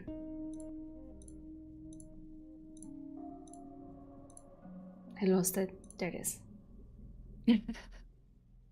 Followed. So probably not. Probably not as scary as a lot of stories on here, but definitely something I never want to have happen again. So when I was 19, in my second year of university, I lived in a semi-small city, if you can even call it that really. Now, due to some other stuff that was ongoing at the time that I won't get into, I often went on walks by myself for my own well-being. I know a lone person should never walk by themselves at night, but again, it was a small city, quote unquote, probably like a town, little town or something. Yeah, like a little town. So how do you spell that word? How do you say that? Is it whilst? Whilst? Whilst? Okay. So I think whilst... I never know, honestly. I never know with this word. So whilst I was on this walk, a male approached me. At first, he was just trying his luck trying his luck, so to speak, asking for my phone number, etc. Jesus, I don't read that much in English. No worries at all. That is when he started becoming more and more aggressive. Tried to force me to give him information, so where I lived, what time I walk home alone, how easily he could just follow me. At this point, oh my god, I hate men, I swear to god. Sorry guys. At this point, okay, Sam, the creepy guys. The creepy man. The creepy kind. At this point, I've become really quite scared and essentially told him to go away and leave me alone. This is when he tried to grab my phone and said, "You're coming with me." He proceeded to grab both of my wrists and drag me away. I have never felt such panic, as he must have been a 6-foot-plus man of a large stature, so I was no match for his strength, being a 19-year-old girl who couldn't afford any type of nutrition meal, huh? Anyway, by the grace of something, there was a pub nearby, whereby people saw this happen and came over to interview. Thankfully, I got away. I took the long way home in order to prevent him from following me. I wish I could say that's where it ended. So it didn't. So I didn't think he had followed me or watched me, but he quite clearly had. In the weeks that followed, we had a black car parked outside of our address at about 12 a.m. at night. The figure in this car was very concealed. Anyway, this person remained watching outside for hours. He would come out of the car occasionally and can only do what I would describe as lurking around our address. No, we didn't call the police at this time. Stupid. Oh my god, why didn't you call the police? I know, I totally would. Yeah. It's like that's crazy. Like you see this guy, well, you've encountered this guy before and he was aggressive, and now he's like lurking outside of your address. Like what? That sounds like a great reason to call the police, yeah. Yeah. Like also when I was... it does sound stupid, like when you don't call the police. It's like what? When I was not in a thankfully none of my housemates were. Our neighbors had to call the police as there was a man trying to enter our home, looking for any openings in windows and trying our back and front door handles. Alarmingly, the said man was trying to enter my bedroom as I was on the ground floor. Anyway, one night we were all sat in a kitchen drinking cheap booze, as uni students do, when the exact man that had approached me on the street those weeks ago jumped our back wall, which was very tall, may I add. He ran into our garden and just stared through the window. Oh my god. This man had a look in his eyes I'd never seen before, pure evil. He wasn't even alarmed that he had been seen, nor was he even spooked. So we called the police again, and he finally got caught and arrested after trying to run from them. Also, credit to the police, they were there in literally 3 minutes. May have helped we live so close to the police station. Anyway, what happened sends chills down my spine to this day. This man had a knife on his person. What were his plans? What was he going to do? I'll never know, and I'm glad to never know. If there is a lesson here to anyone, do not walk the streets at night. And if you do, be with someone, even if you only live in a small area. These types of people are in every corner of our world. That being said, let's never meet again. Seriously? Well, I mean, that is true. Like, just be safe, because just because your town is small doesn't mean nothing ever happened. Like, even if it is a town where nothing ever happens, like, just don't take any chances. Yeah. You know, like, just be safe. Always be safe. Yeah, I never walk alone when it's dark. I'm like at night. I'm paranoid, yeah. Like, yeah, during the day, it's just like, oh, during the day, there's more people, for sure, right? Like, if you're walking around, there's gonna be more people, like, out and about, also walking, also, like, doing their stuff, right? So it's a little safer, because there are witnesses. But at night, it's more likely that someone might, like, snatch you, because there's no one else around. And, yeah. Oh, my God. That was pretty scary. What? And, of course, a knife. Of course he would have a knife. Yeah. No, like, what is it with, like, creepy stalkers and knives? I know, right? I mean, he was probably planning something, you know, something drastic. Definitely. Yeah, well, she said no, right? Some people just can't take a no as an answer. Oh, yeah, because she rejected him, right? Because he was trying to, like... he approached her and he was trying to ask for her phone number and, like, where do you live? Whatever. Yeah, and she said no. Wait, but she didn't give him her address. Like, he figured it. He just followed her. He and, followed. Like, figured like out. she thought that he didn't follow, but he followed. She said. That's what she said. Oh, damn. Man, sure. I guess. Yeah. Like, well, the only mistake here that I see from, like, the victim's side is that, you know, she didn't call the police immediately, kind of, like, when she noticed that this guy's kind of hanging around her neighborhood. Not even that. I would call the police when he would start, like, grabbing my hands and try to pull me somewhere. That's like, what? Yeah. Excuse me? Yeah. Like, that night, I would have told probably, like, the people from the pub, like, to hold him down and be like, hey, no, this guy was trying to attack me. Like, we're calling the police. I'm pressing charges for you know, harassment or. Shit. I just, like, kind of turned off my music. Yeah, no, like, immediately, either then, unless he maybe, like, ran away, but then the next time I would have, like, seen him, like, if I had seen him the next time, I would have probably called the police. Oh my God, yes. I mean, very likely. Jesus, yeah. She saw him, like, creeping out of the window, and she noticed that it's the same guy. Why wouldn't she call the police? But I guess, like, sometimes you're just like, oh, but is it, you know, maybe it's nothing. Like, you can, you know, you kind of get that feeling, like, oh, maybe it's nothing, maybe it's not that. Yeah, I know, but, like, if you're in that situation and you don't want to escalate, you're like, oh, you know, whatever, like, oh, maybe he just lives, and it's a small town, so, like, oh, maybe he just lives here or something. It's like, but yeah, just don't take any chances. Just call the cops. Just, even if it's nothing, you know, like, at least you're gonna be, like, you're gonna explain things. Yeah. Like, things are gonna be explained, and the guy will know that, oh, okay, well, she is ready to call the police. Like, it's just gonna be a warning to him, like, oh, she's gonna call the police. She called the police. Damn. Okay, so the next, is it gonna be our last story, or do you have one more? Well, I can find one more. I mean, you don't have to, like, if you don't want to. Like, okay, you can find one.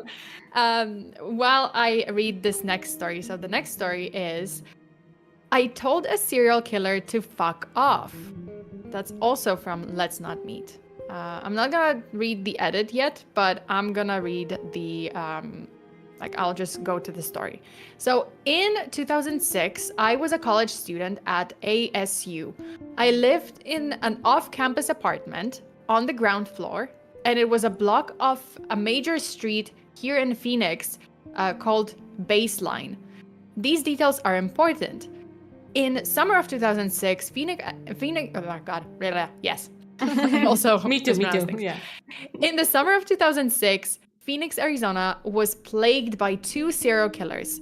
One was the Phoenix shooter, who ended up being a team of 2 guys randomly shooting people. And the other, I think I heard about this actually, the Phoenix shooter. I think I might have watched a video about it. So randomly shooting people. And the other was the Baseline killer, a rapist and murderer. Having 2 serial killers put the entire city on edge, and everyone was talking about it. I even saw articles in Time or Newsweek about the situation. So, the fall of 2006 semester had just started. Now, you may have heard this, but Phoenix is hot in August. It would get stuffy in my apartment, and so I would leave the window cracked a little because the morning air is nice. The blinds provided visual cover.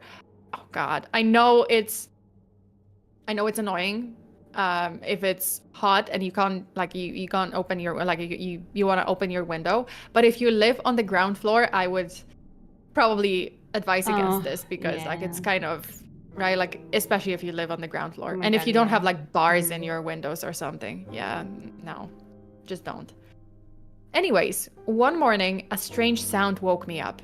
It was the crack of dawn, 4:45 a.m., and the sun was just barely coming up. It was the sound of someone lightly tapping on the window, and it seemed intentional. In my tired state, I figured it could be a bird or some branches or something trivial. Tap, tap, tap. Silence. After about 90 seconds of nothing, the tapping returned, and it was absolutely purposeful. I was positive it was a human producing this noise. I thought it was my boyfriend, who thought it was cute to try to scare me sometimes. I decided I would be a bit of a brat and make him wait, but I was also getting really angry. How dare he pull a prank when I'm trying to sleep? This is just like him. I'm going to give him a piece of my mind and about disturbing my sleep like this. Tap, tap, tap. At a certain point, I got up to get a glass of water, still being in the mindset of wanting to annoy my stupid boyfriend who thought this would be funny. But would he go there at 4:45 a.m.? Definitely That's not. And no. Just waiting and tapping like a maniac? Yeah. I think because she was sleeping and she was kind of still the mind of half asleep. Mm-hmm. I don't think she thought about what time it was, because come on. Yeah. Okay, so to annoy my stupid boyfriend who thought this would be funny. But I saw some movement through the slit in the blinds, and I marched over and yanked the blinds so I could see. Definitely not my boyfriend. Oh. I said very loudly, "What the fuck?" He sort of seemed taken aback by my anger, but only slightly. The man I saw will be with me forever. And more specifically, his eyes and the feeling they gave me were insanely creepy. Honestly, words can't do justice to how terrifying his eyes were. They looked like black orbs with no white in them. Absolutely predatory. When I see pictures of Ted Bundy or Charles Manson, that's exactly what he looked like. Even if you saw a picture of how they looked, it's different when you experience it in person.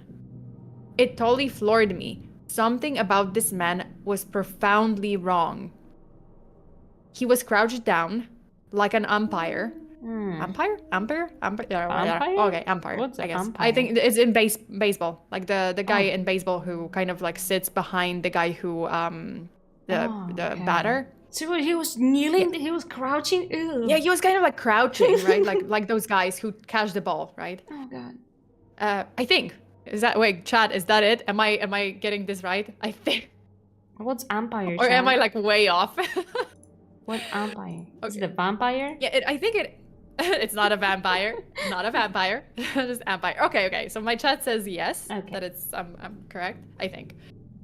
Okay, so he was crouched like an umpire, He had on dark pants, a dark purple shirt, and a dark Nike hat. He had dark skin. I thought he was Hispanic, but later I found out he was a light-skinned black guy. You'll find out how I learned his name later. Oh, I don't think I know. Name? I don't know the baseline killer. Baseline I don't killer? know the baseline killer. So I never. Well, that's the name of this guy, I guess. Like the pseudonym that news kind of gave him. Anyways, after I yelled, "What the fuck?" at him, he whispered to me, "Can I talk to you?" No! Oh my god! No, of course not! At 4:45 a.m.? You insane? I mean, yeah, he is insane, but also what?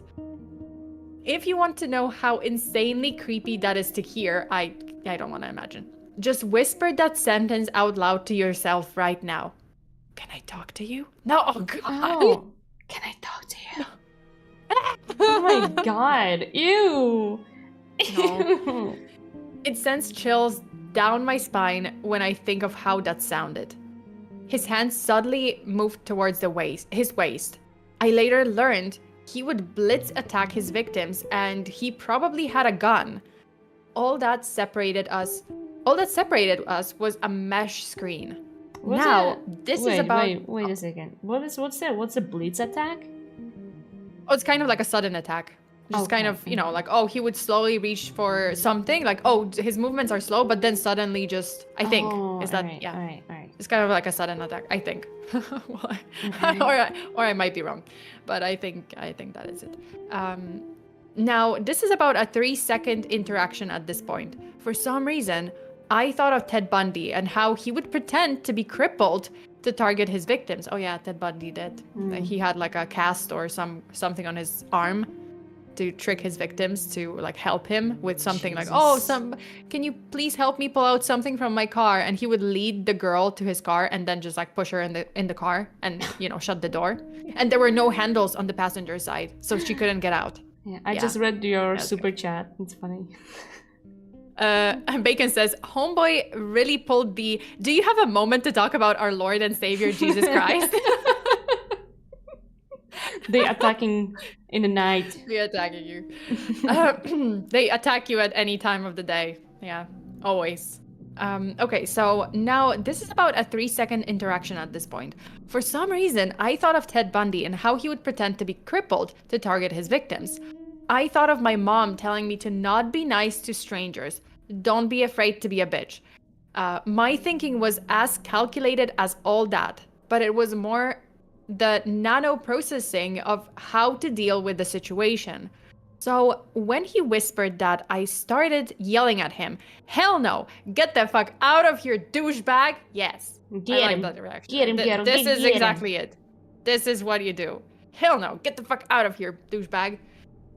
I shut the window angrily and locked it. I can't overemphasize how incredibly irritated I was that this person had the audacity to disturb my precious sleep. I like the energy.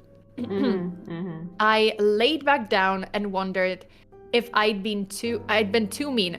No, at 5 a.m. Are you kidding me? Not. Absolutely not. What if he needed help?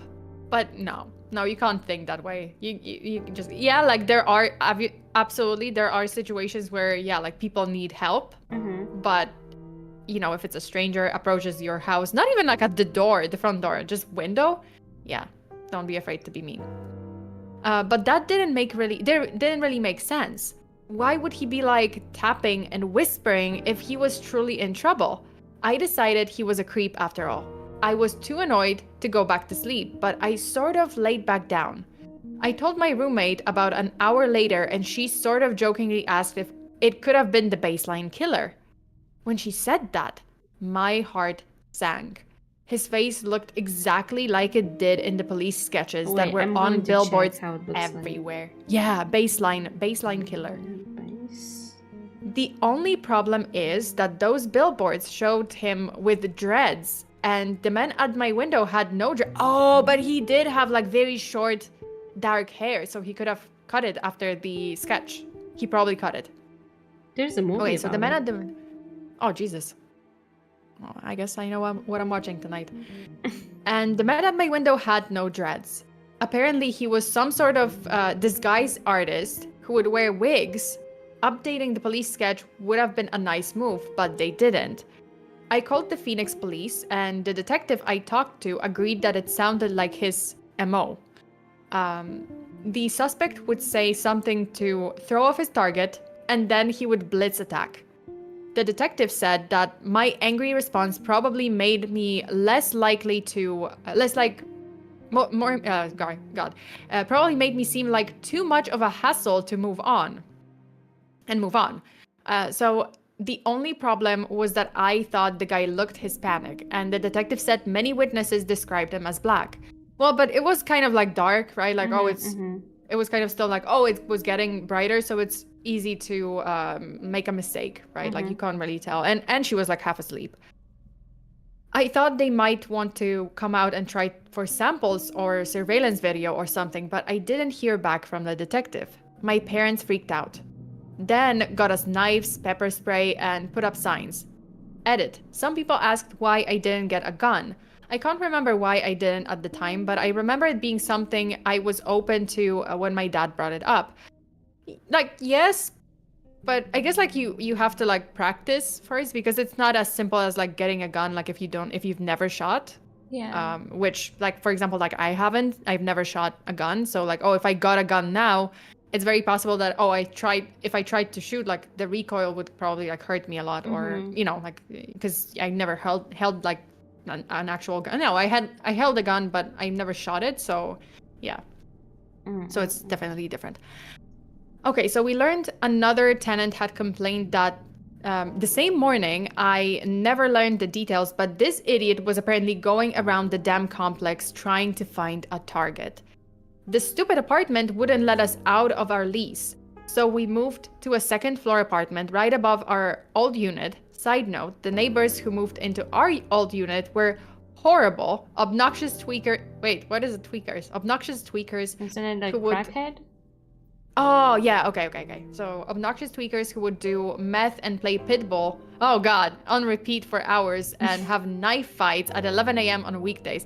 Well, I mean, at least the guy wouldn't, the baseline killer wouldn't come back. Yeah. It was so chaotic. Not a notch for him.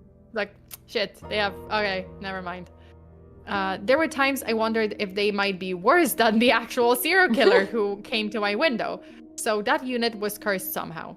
Anyways, on September 4th, 2006, they arrested Mark Godau. I guess Godau. Or Godau, I think. So that was that his name? Wait, I kind of want to see. I want to see if this was his name. Hold up. Is this a bait? Oh, yeah, okay. Yeah, baseline killer. Yeah. That's him? Right, okay. I guess that's him. Yeah, this is the guy. Apparently. So, that's the guy, Mark. Yeah, I see. Yes, baseline. Oh, no, wait. No. This is the serial shooters. Never mind. So he is jointly known as... Okay, so this is not the baseline killer, I think. No, when you type down baseline killer, it looks... You get these pictures. Wait. Okay. Let me see. Baseline. Let me see what pictures. Yeah, it says Mark Godau, the baseline killer. Oh, he is. Okay, never mind then. I thought it was like shooter. I didn't read it. Okay, so yeah, so he is. He is. I think the detective didn't call me back because they were days away from arresting Godau, Mark. When I saw his mugshot, I was sick but also relieved. He was absolutely the guy outside my window. To me, he looked like he could be Hispanic. Yeah, that's true. Like if I look at the picture, I'm like, I can see why like she would mistake, like mix it up. So you can judge for yourself if you Google it. He's on death row in Arizona now. His wife tried to mount some campaign to show. Come on now. His wife tried to mount some campaign to show that the police were framing him or something. On a personal level, it certainly would make for an interesting coincidence if this poor innocent man who they framed was also whispering like a creep and tapping my window. It would have been, it's just not, he's not framed.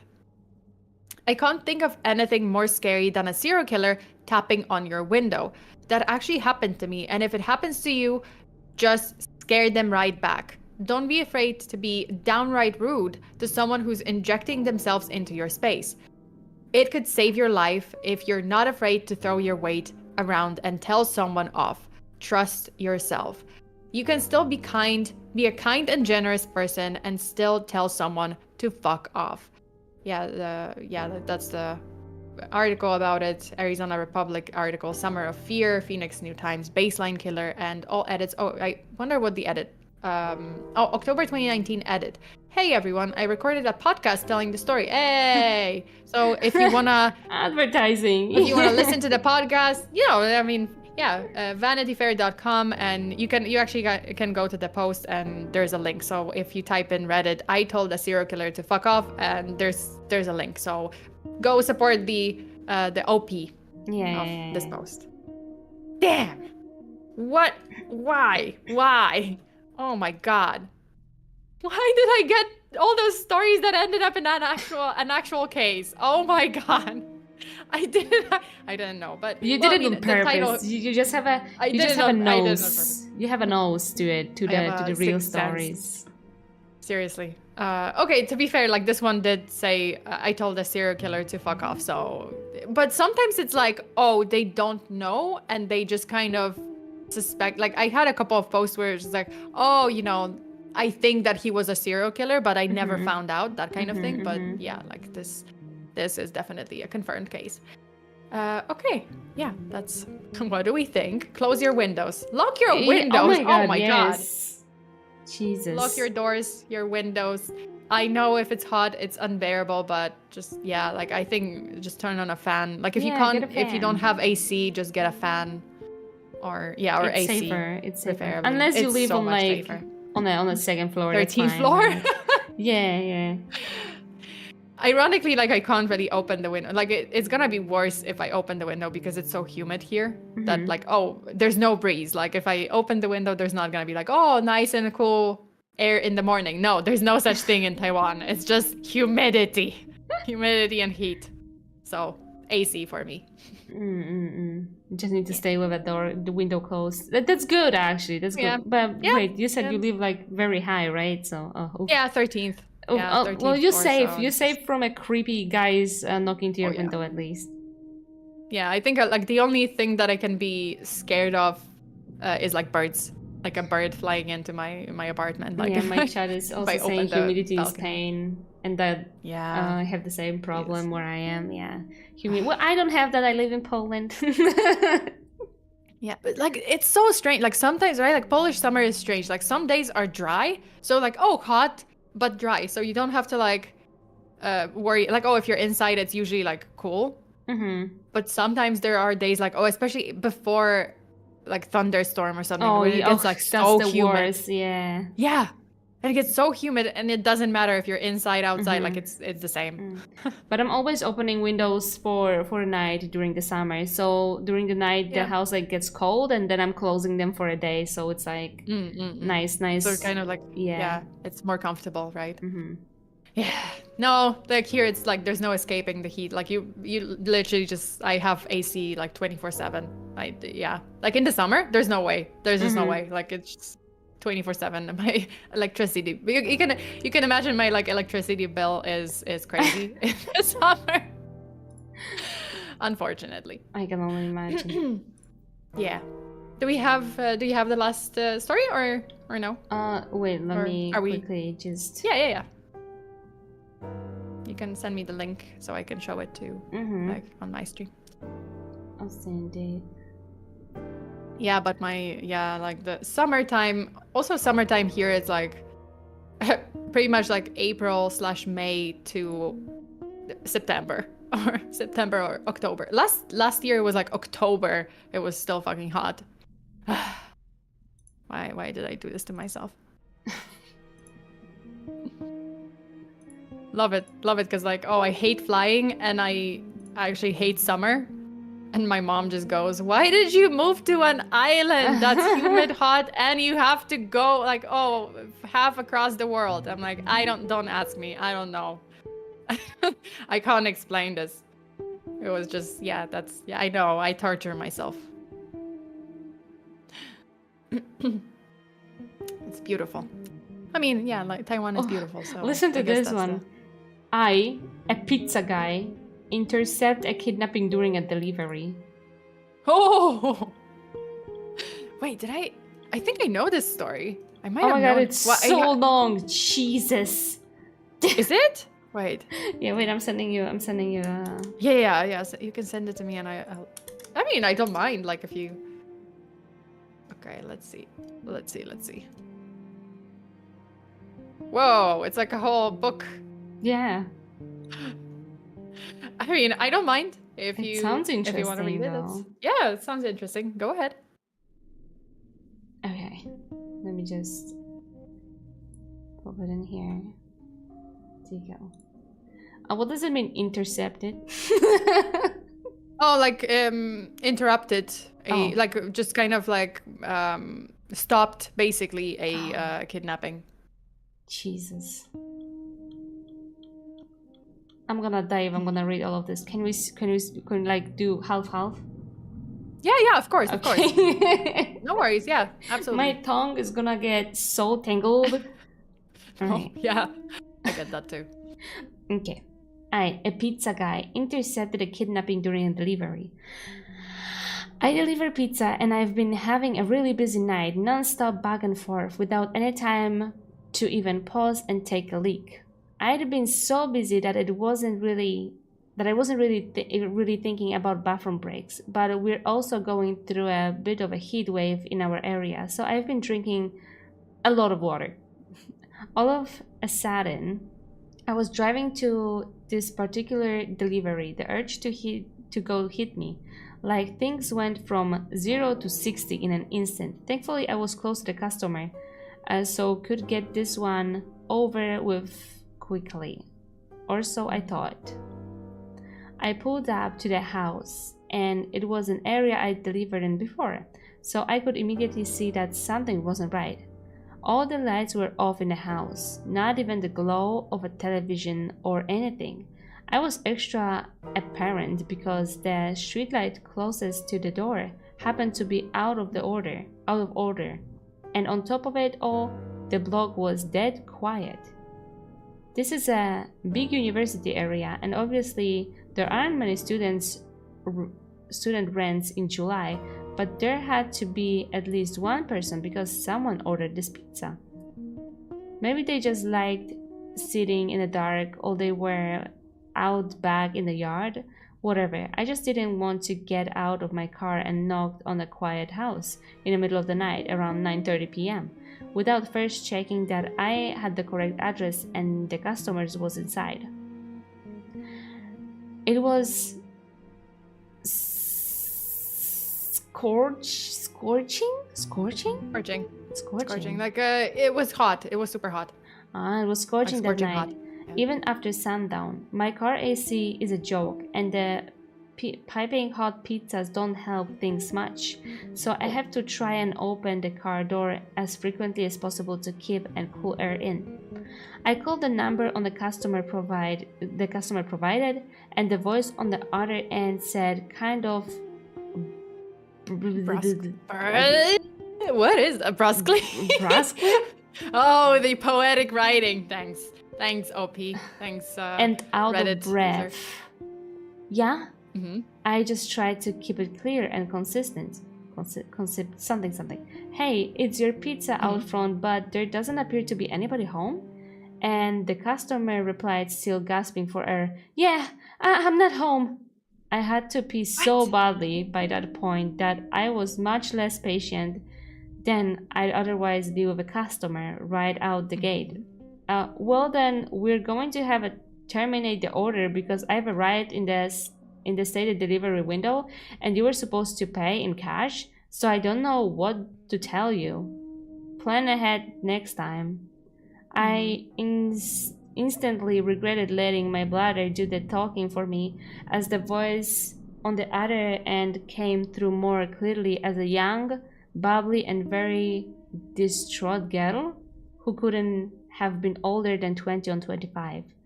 Oh my gosh, I'm so sorry. I was running down the street so I could barely hear you, she cried. I just switched you out of my AirPods. Is that better? Sorry, I completely lost track of time at work, but I knew you were coming. That's why I'm literally running home right now. Please don't leave. I'm starving and I don't have a car. Seriously, please don't leave. 5 minutes tops, okay?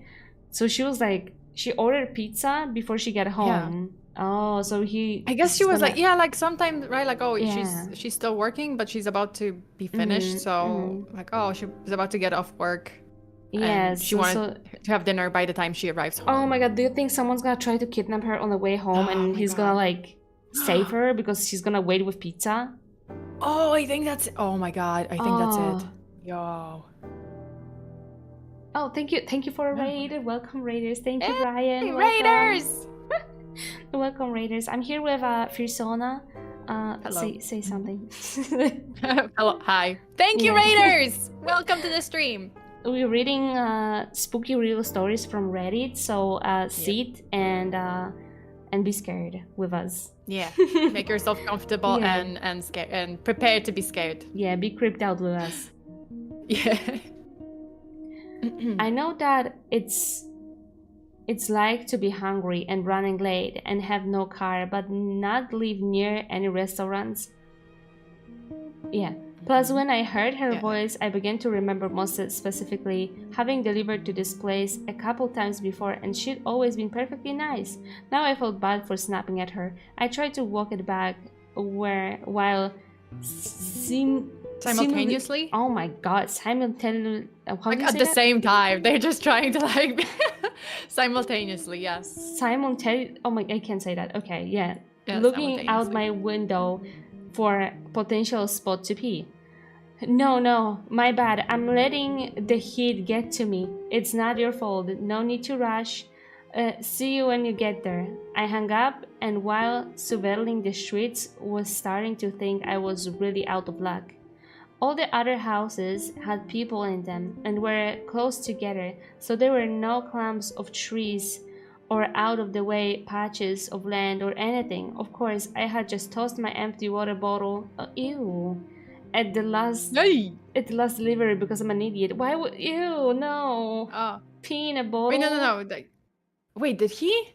Well, he wanted to. That's why he was like... he wanted to. Oh. Yeah, because that's why he was like, okay. No, unfortunately, I threw off my empty water bottle and there was like nowhere to pee. Oh, I didn't catch that. I was like, oh shit. Oh no. Oh yeah. I mean, you gotta do what you gotta do. I guess. Ew, but no. Oh, guys. That option is only for guys, unfortunately. Like. Finally, I decided. We need like ladies. Lady. We need a water bottles designed for that. We need a water bottle designed for us to be able. I wanna pee in a bottle. You want? I wanna pee in a bottle too.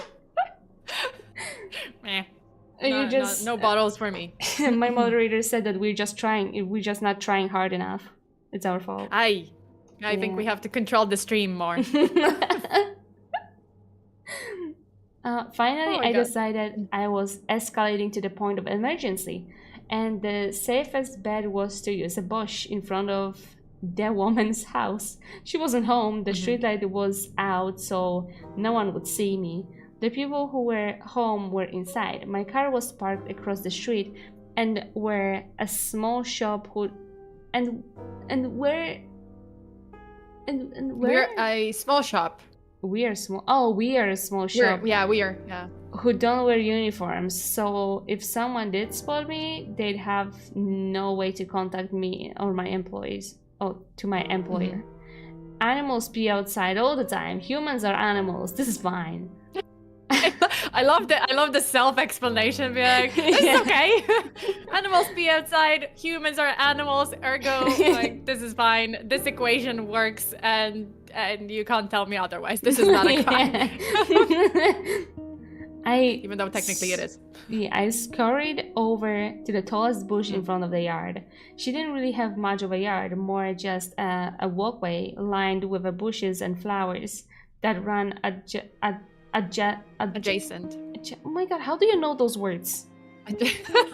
But believe me, blood, sweat, and tears for like years reading through, trying to like pronounce things. Oh yeah, because you like read a lot of those things. Yeah, because right? I have to. Yeah, I have to read a lot. I believe me. Maybe believe me, I I still mispronounce everything. Don't worry about it. Really. I'm sometimes playing games like there's like a lot of reading. I can't handle that. I can't.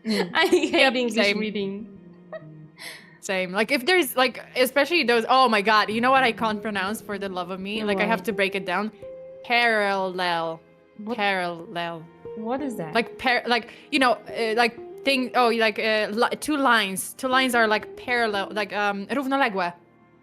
That's I don't the know word. how równoległe is. Parallel. Parallel. I fucking cannot. Yeah. Parallel. I can't pronounce. See, I can't. Parallel. I can't. Parallel. Like some of the words.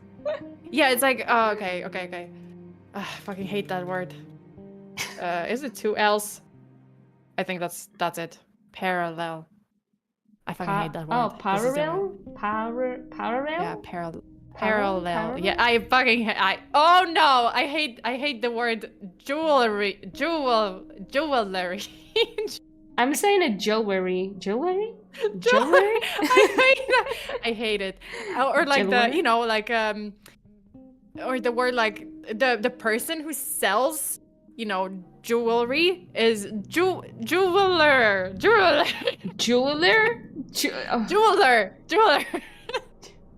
I hate it. It's like I have a whole list of words that I hate, and yeah, like parallel jewelry. I couldn't say windmill for a long time. Benevolent.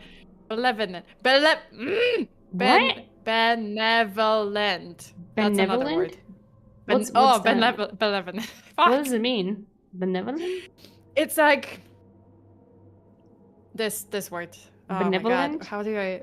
But yeah, but I like when I try to say it like fast, I usually say it like I can't. I have to say like benevolent because I try to say benevolent. Okay, you got me with a parallel. I can't say that either. Parallel. I fucking hate that word. Parallel and jewelry, two words that Polish hate to say from their accent. I swear to God, this is the worst. Parallel. The worst. Parallel. See, right? Parallel. It's horrible. Okay, no, I don't know how many else is it. Parallel. I hate it. I hate it. I hate that word. That word hates me too. It's mutual. Oh, thank you for a raid.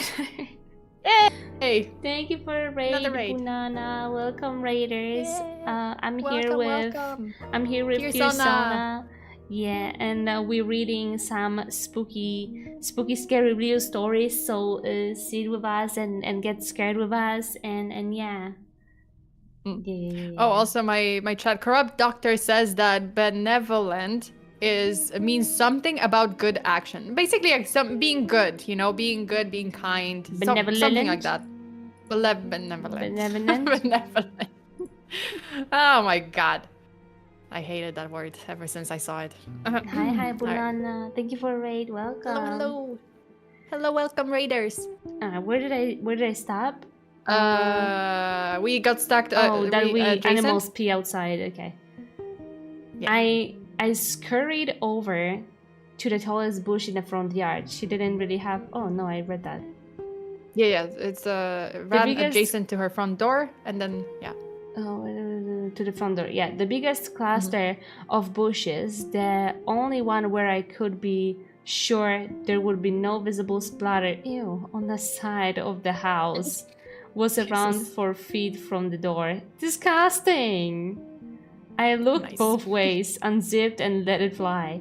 After the initial milliseconds of relief, I noticed the sound was way off. What?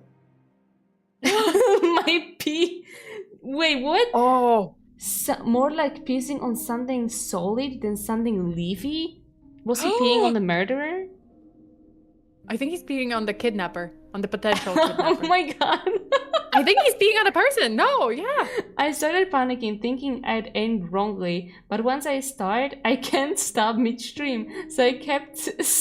Oh squinting into the darkness to see if maybe I was hitting a key rock or something and could just move a few inches over. Instead of all of a sudden, I heard a way more concerning noise, a deep voice claiming, "What the fuck?" So he was peeing on the... It is the kidnapper in the bushes. There is no way he started peeing on the kidnapper. Mm-hmm. Ew. Yeah. No, that's what it seems like. And before I could turn around, assuming I'd be caught by a neighbor, a man came leaping out of the bushes. He blew by me, brushing my golden shower off him as he did. He spit pretty empathically on the ground. So I think I might have been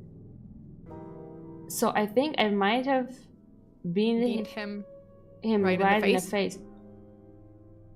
Yep, pissed on him right in the face. He deserved it. He totally deserved it. He deserved it. I didn't see where he went after a few paces, but thought this next part is kind of a blur. I don't think I remember hearing a car screeching out from the beat further away after a minute. Okay, can you read now? Because my tongue is of course. No worries. Okay. I'd gotten some night vision by that point, so I was able to make out his height, build, and outfit, but only the most general details of each. I was in such a shock that I didn't even put my dick away. Oh no! I just stood there trying to figure out what had happened. The reality was so terrifying that my mind refused to accept it and impulsively searched for a reasonable explanation that could make everything okay.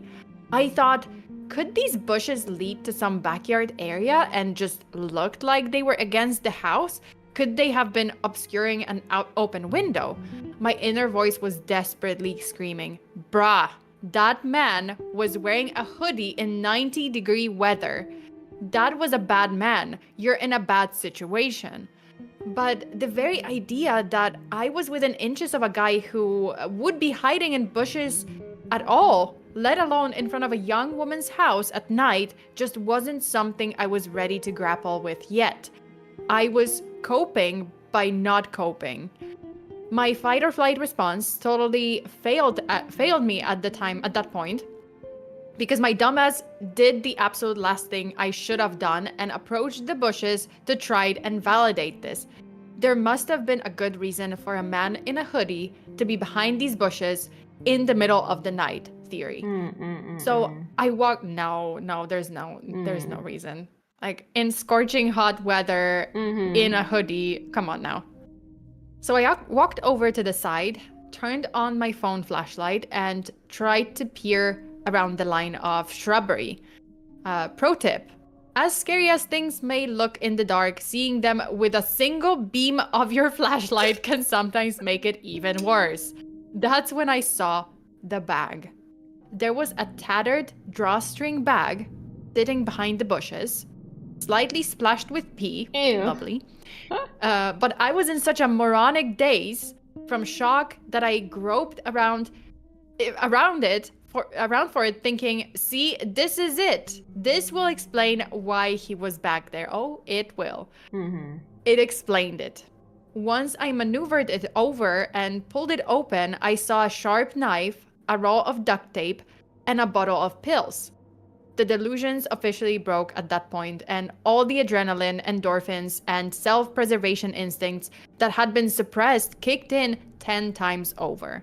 I became whatever the opposite of dazed is, more laser-focused than I have ever been in my life, with one singular goal: get back to my car.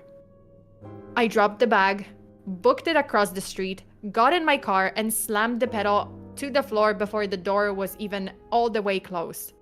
I went as far as I could, as fast as I could, until I hit a red signal. Then I pulled off to the side and realized I shouldn't be driving any more than necessary in the condition I was in. I pulled into the parking lot of a 24-hour drugstore and took a breath. I was finally calm and coherent enough to zip up and formulate a plan of action. My first lucid thought was, who do I call first? The police or the girl whose I got house the that girl. was? Jesus. Yeah, the girl. Yo. Whoever. What about like she's going back? Oh my god. Okay. I thought about it for what couldn't have been more than 10 seconds, but felt like an hour, and decided, okay, I am in a locked car with the engine running. If trouble starts, I can drive away. I know something's up. She might not. She needs to know not to keep walking in that direction. But as I was dialing her number, it occurred to me, what if there was no girl? I thought I remembered delivering to that house before, but what if I was wrong? What if the girl on the phone was just a decoy to get me there to rob me or worse? Every pizza guy on the planet has seen the Evil Genius documentary by now. Yeah, it's a real case. So like, I don't know if you know about this case, like Evil Genius, the documentary. So this is a case of the pizza bomber. So basically, this guy, Brian Wells. So he was a pizza delivery guy, and he went to deliver a pizza to this like remote location, like remote house in the woods. And he got ambushed by a couple of people. They put this device on his neck, like a collar. It's kind of like a straight out of a like Saw movies, right? Like a trap device. And this device had a bomb. And they gave him instructions of a treasure hunt. Basically, like they gave him instructions like you have to go to a bank and rob a bank within a certain amount of time, and bring the money to XYZ location and get the next clue on how to take off the bomb from your neck, right? But then he got kind of caught like in the middle of it. Like he robbed the bank, he walked out, police surrounded him, he was sitting on the ground, and then the device actually exploded on his neck. And then the whole thing was about like catching whoever did this to him, you know, like whoever designed this whole plan for the money, for the bomb and whatever. Yeah, so this is the Evil Genius. It was like, it turns out that it was this woman who was like super intelligent and like another guy who was also like very intelligent, and they just kind of tricked him. Wait, they weren't so intelligent that they got caught. Yeah, well, I mean, they got caught in the end, but like they did, but they didn't. Like one of them died of cancer or something. But yeah, like the bottom of the like the story is that the pizza delivery guy got like tricked, right? Oh. How do I remember the names still? I don't know. Okay, so yeah, like I just remember talking about this case. So every pizza guy on the planet has seen the Evil Genius documentary by now. So I thought, she called me all out of breath. She wasn't home. The whole thing was off. Can't risk it. I'll start with the cops. I called 911. The operator was very helpful in keeping me calm because I was a complete wreck by this point. He kept assuring me that someone would be there soon. I kept telling them that I had to get there before the girl did, but I was trying to express 3 thoughts at once and really damaging my own credibility. It came out more as, you've got to save this girl because he wasn't after me. I was just I was just delivering a pizza, unless they were after me, in which case there might not be a girl, but I talked to one on the phone. So then you should find that girl because they used to lure her, like they used her to lure me there. But if she's real, yeah, like it kind of doesn't make sense. But if she's real, she doesn't know about the guy who was also real, and there could be more guys if there's actually a girl. And you know what? Even if there isn't a girl, there might actually be more guys. I only checked one part of the bushes, so I don't actually know, but we will know which guy is the one I saw because I pissed all over him. You know, I didn't mean to. This was back when I thought the girl was real but not home, but she might be real, so you really need to find her if she is, because the guy was real. Yeah. It's like he's insane at this point. Yeah, the 911 dispatcher probably was just like, calm down, I don't get it. Yeah. What are you talking about? Okay. So finally, they basically just asked me to stop talking and stay on the line. But that was when I was an incoming call from the customer. That was when I saw an incoming call from the customer. I couldn't answer it without disrupting my 911 call, so I just ignored it. Oh no. But then she sent me this text like, hey, I'm here, don't see you. I told 911 she was there, and they said officers were only minutes away. but who knows how long that meant, especially after I'd given such a scattered account of the events in my panic. I just felt overwhelmed with guilt because my rational mind said the odds of her being a decoy girl for some large scam targeting pizza guys were low, and the odds of her being an intended victim of a predator were high. So I put my 911 call on mute, where I can hear them but they can't hear me, and turned back, heart absolutely pounding out of my chest, compulsively muttering fuck, fuck, fuck, fuck, fuck, fuck, fuck the entire way. Also, Eric, thank you so much for the super. Find the man with the yellow pants. Oh my god. Or find the man smelling like piss. I think that's, yeah. So so then I took 911 off mute and told them I had returned to look for the girl. They weren't happy about that, but I saw her meandering past the parked cars in the street, looking to see if one was mine, and I waved her down, flashing my brights. She bounced on over to the window of my car, happy-go-lucky. I figured that was a good sign that she wasn't in on whatever this was. But I was so scared to be back in the general area and to not know what had happened or just what was going to happen. I kept whispering, "Get in, get in." And she was like, "Get it? Huh? Oh, you want me to go get the pizza from the back?" It's like, no. I mean, but on the other hand, like as the girl, I would be like, "I'm not getting in your car." Yeah, that's creepy. It's like, why would I get in your car? Like, Jesus. Okay. I didn't want to make the same mistake with her that I had made with 911. So instead of trying to tell the whole story, I stuck to the bare basic facts. There was a man in your bushes. I'm on the phone with the police. Why are you sticking out your... Sorry, I put my hand on my mouth and because I'm listening and it just... Perfect moment. Like, yes. Sorry. No. I just thought, I was like, what? I mean, that's neat. My model doesn't do that. I can't stick out my tongue, so that's pretty neat. Oh, what? Oh, okay, that's very cool. That is very good. I actually thought it was cool, so I was like, wait a minute. Sorry. Okay, no. There was a man in your bushes. I'm on the phone with the police. I don't know where he is right now. Please get in the car so we can lock the doors. I was barely able to get even those sentences out, and I was shaking like I'd had 10 cups of black coffee. I held up my phone with 911 on the call screen to verify it for her. That's smart. At least like she knows that, okay, yeah, he is on the call with 911. I thought that was why she got in the car with no further explanation, but it turns out that wasn't entirely it. Yeah, I can You still there? I can keep going. Okay, you go on. Okay. Yeah. You still there? Is she with you? Are you safe? Is anyone there? Is anyone else there? 911 kept checking in, not knowing who the third party I was talking to was. I assured them, and we drove more cautiously this time to a location 911 instructed us to wait to speak with police after they cleared the area. I didn't actually have to do much after that. The police came pretty soon after. A police car met us. I gave a statement telling them everything I observed, and she went to go speak to more officers in more detail than they needed me for.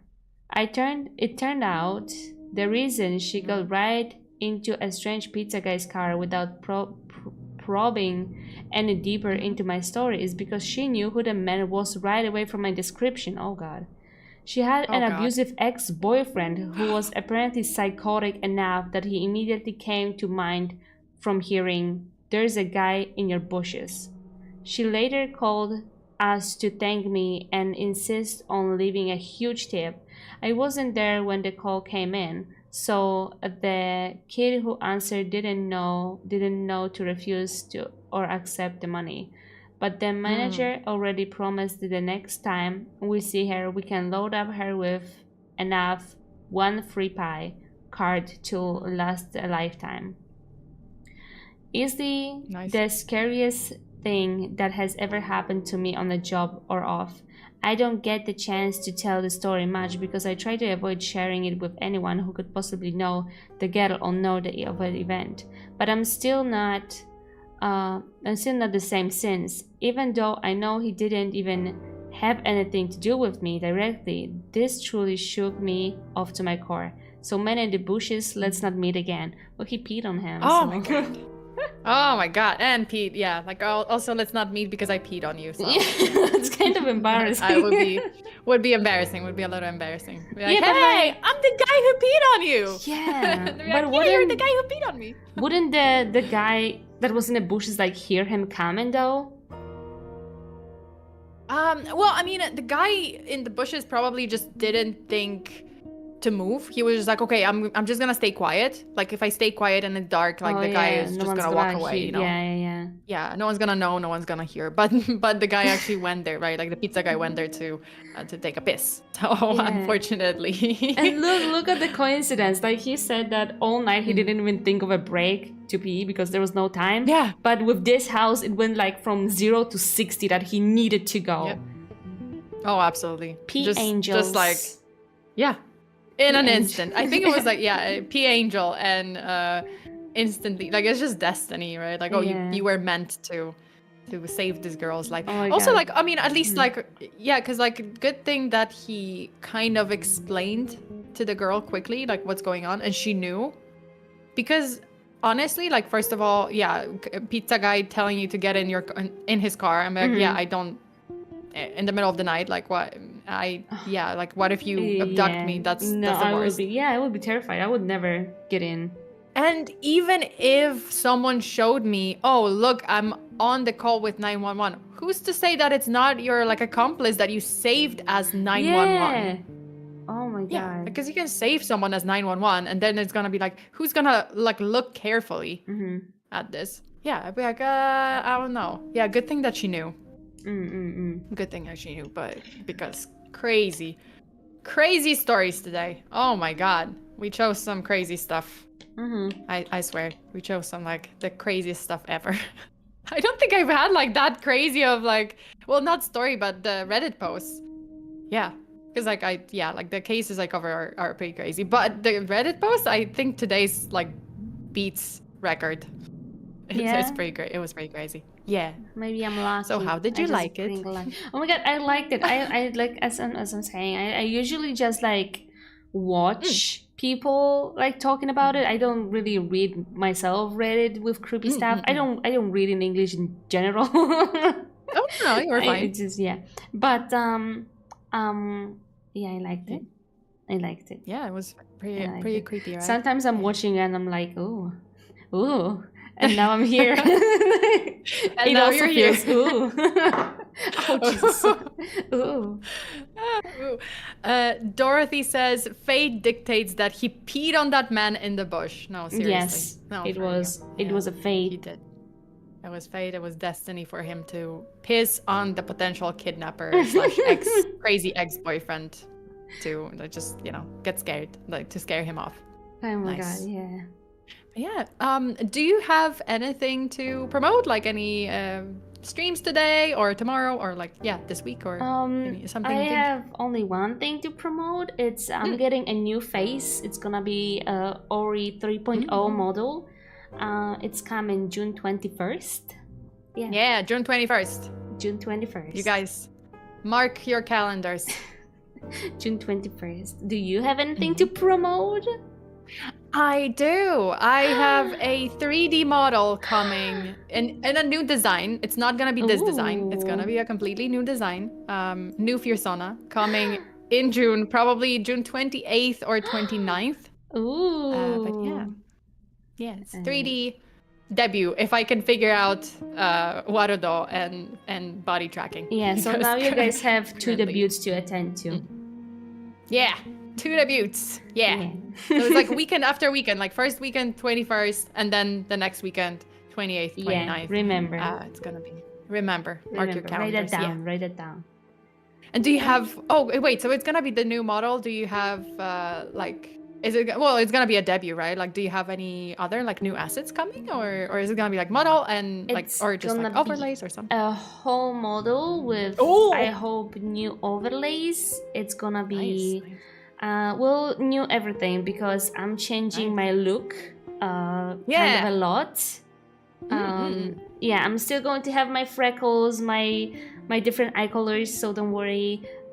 Still a brunette, but yeah, it's gonna be definitely new outfit, new hairstyle, different face shape, but yeah, Nice. I'm pretty excited. So new alerts, new emotes, new everything basically. Wow, a whole set. Yeah, it's gonna be a whole debut. You gotta see this. So remember, June 21st, Auri's channel. Both YouTube and Twitch. Yes, YouTube and Twitch. And remember also June 28th, 3D Persona. Yeah. Persona. Yeah, also like 3D. I guess I'm gonna have a new background and there's gonna be new emotes. Ooh. Hopefully new alerts. But I'm not 100% sure yet. What else? Oh yeah, new chat design too. Like personal custom chat design. So that's nice. Yeah. Nice. It's gonna be very true crimey. Yeah, we're gonna be there.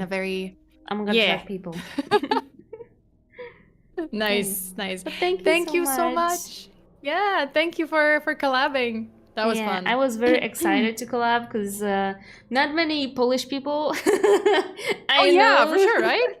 Yeah. So I was there is one like big VTuber, like agency VTuber. Isn't she like in Nijisan? Was it Nijisanji or Face Connect? Like Alicia something.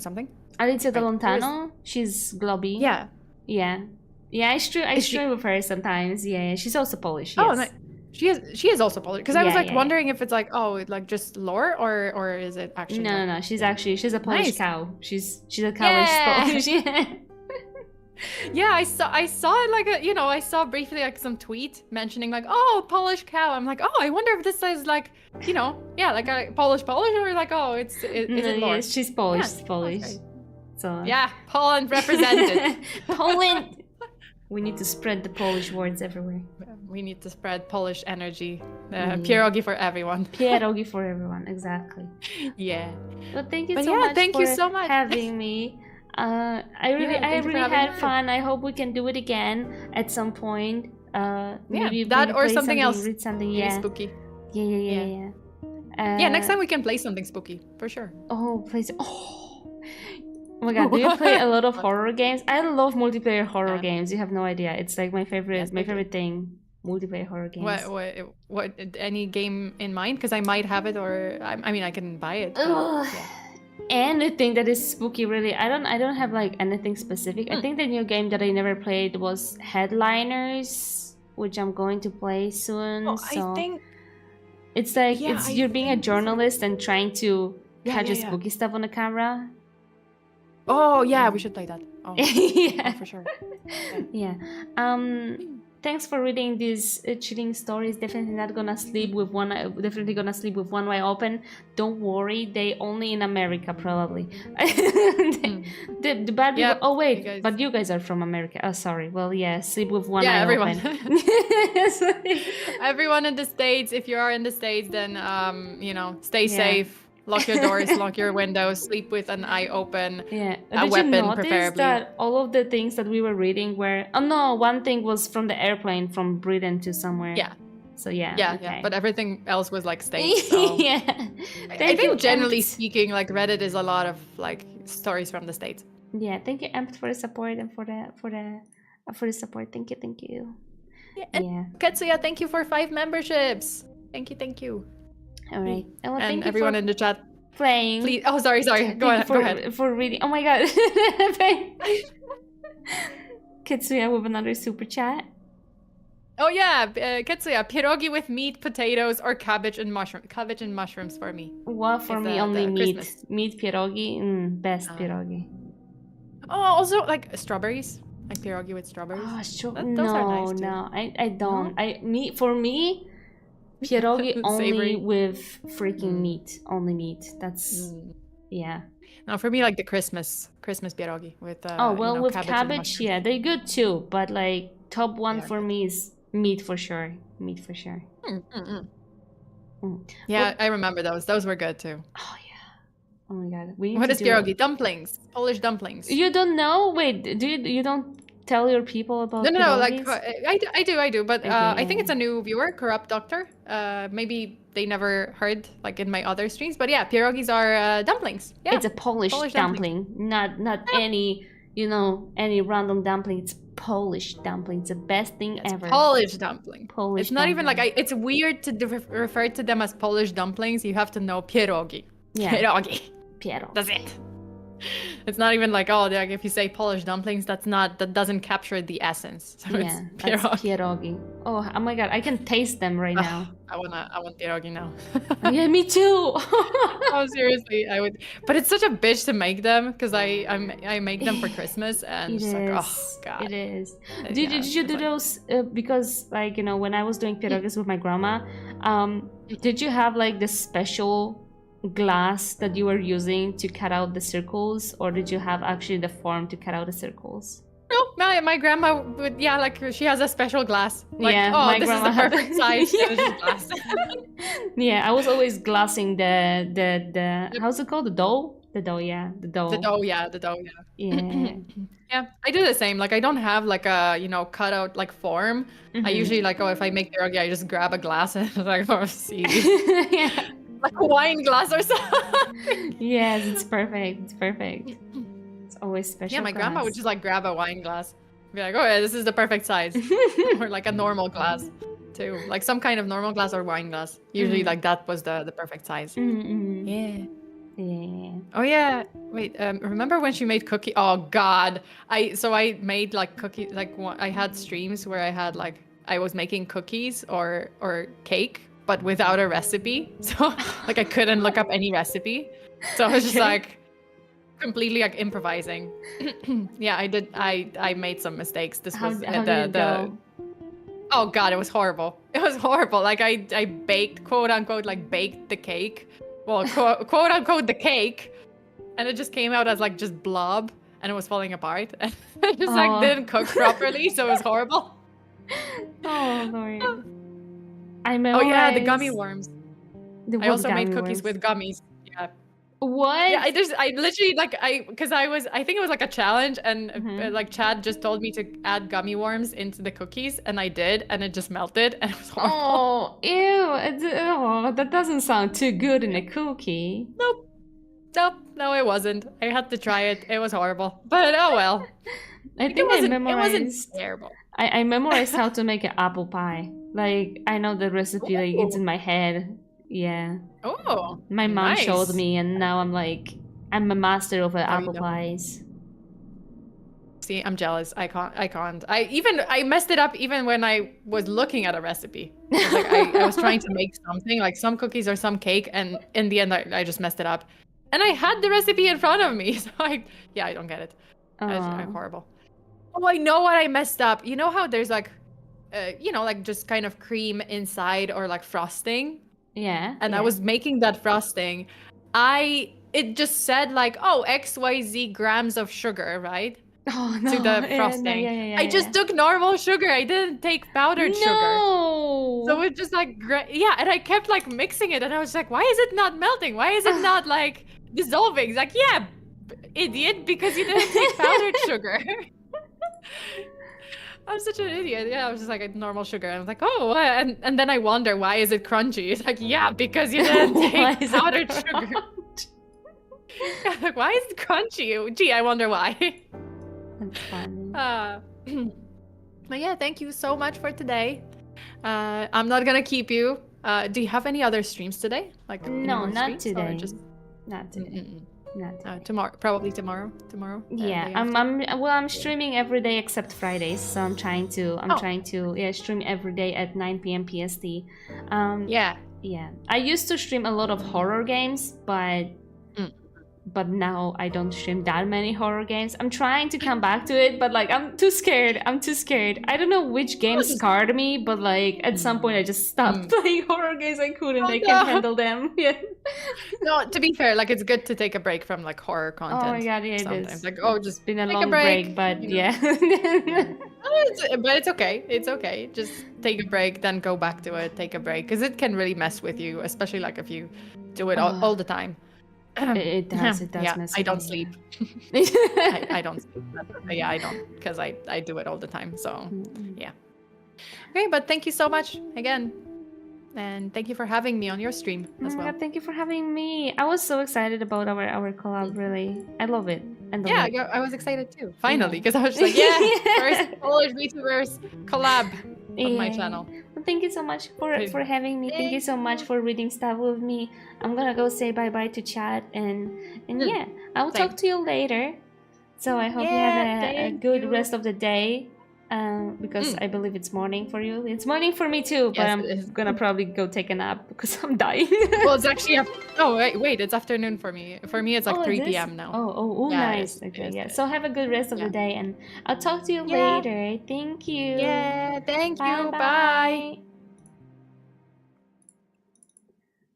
Let me leave the collab. There you go. Do you guys like the spooky stories? Did you like the spookies? Do you hear that? Do you hear that? Well, not this, but thank you so much. Thank you so much for all of the support today. I'm so sorry. I didn't want to sometimes when you stream with someone, you don't want to brag about donations and stuff because it's kind of rude a little bit.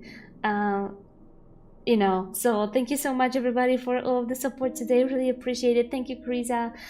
Thank you, Amp. Thank you, Nagata. Thank you guys so much. Really appreciate it. Thank you. You love stories like this? Oh my god. I was having a lot of I enjoyed it. I like it too. Do you hear the background music, by the way? I was trying to find a good fitting one. Does it fit? Does it fit? Let me. Is it spooky? Spooky, yeah. I was trying to spooky. I only now trust the barefoot people.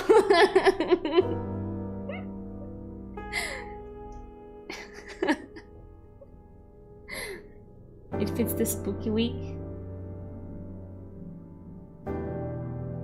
Oh, it fits the spooky well. There you go. I was like, what spooky week? What spooky week? Good Halloween vibes?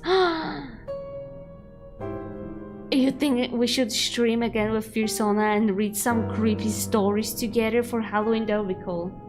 That would be cool. Also, I don't know if you noticed, but I'm looking darker than usually because Auri, the professional streamer, put an effect on her. On me. Look at this. You see that? Usually I'm bright as fuck, like this. See that? Creepy. Wow, Auri, how did you do it? Oh, you see, magic. Also, I have this. But just delicate, so it doesn't hit your eyes that hard. See? Professional. Professional, spooky streamer. Literally so professional. I know, right?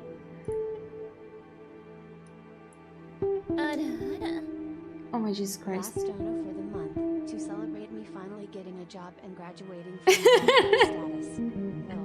Thank you. Thank you so much. Thank you so much. Oh my god. You didn't have to. Oh, Rogue Admiral, thank you. Last donor for the month to celebrate me finally getting a job and graduating from deadbeat status. Save your money. I'm always telling you guys, if I appreciate you. I appreciate you helping me out and supporting me, but be sure to do it only if you can and if you want to, because take care of yourself first. It's important. It's important. But thank you so much. I appreciate it, and congratulations on your new job. Congratulations. If you want to share some more. What you gonna do? Feel free. I would like to hear it. Freaking flashbang? What did I do?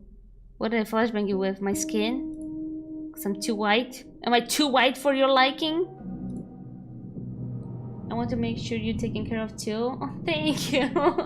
Chat cares about you. Thank you so much. It's so nice. I appreciate it. Thank you. Oh, guys, it's so nice. Thank you so much. I hope you like this spooky reading. I'm really happy you did. I hope you're not lying to me.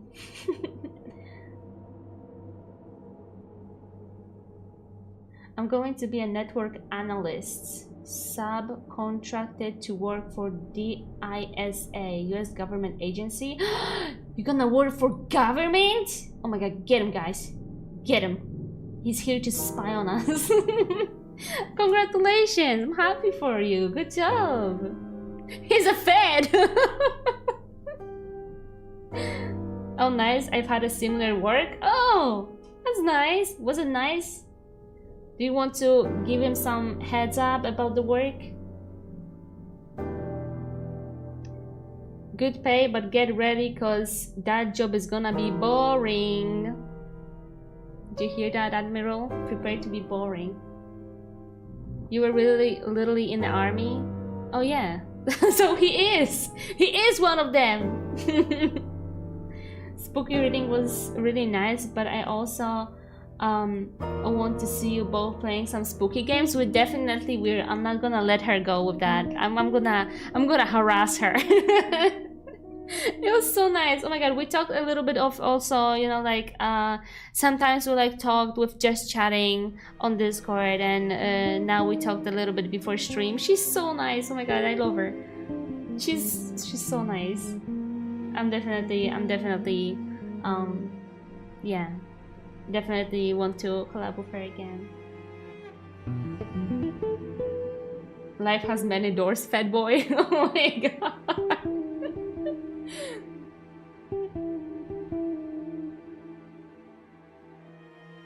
I'm used to boring. Okay, well that's good. Don't worry, you're gonna get promotions. I feel it.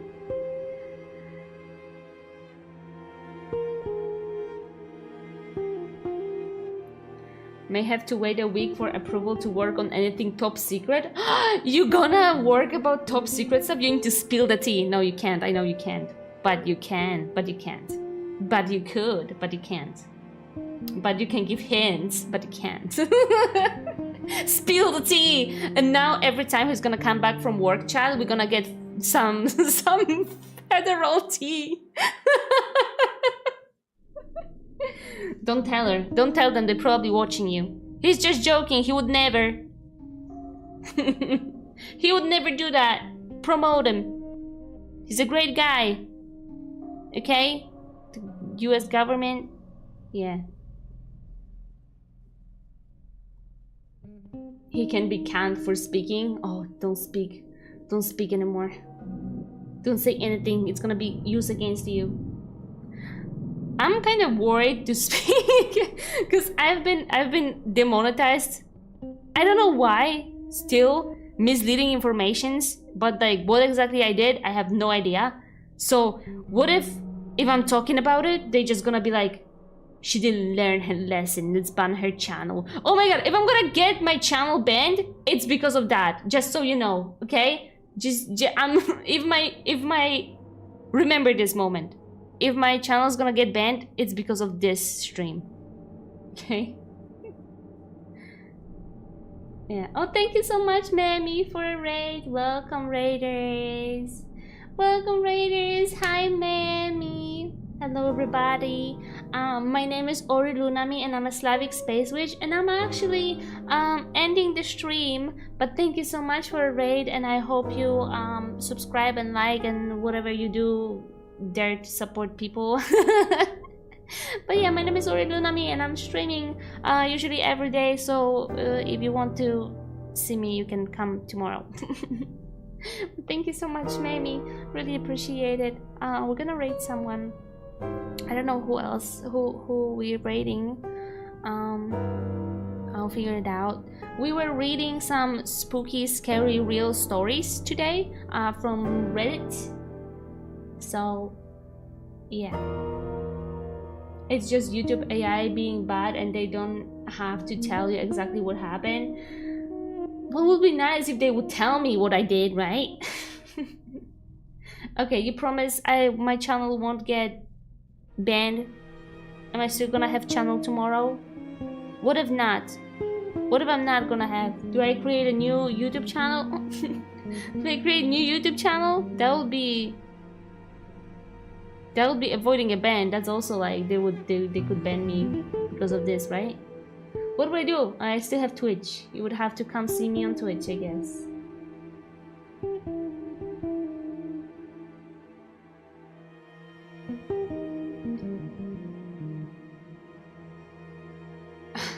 You'll be full-time kick. Oh yeah, kick.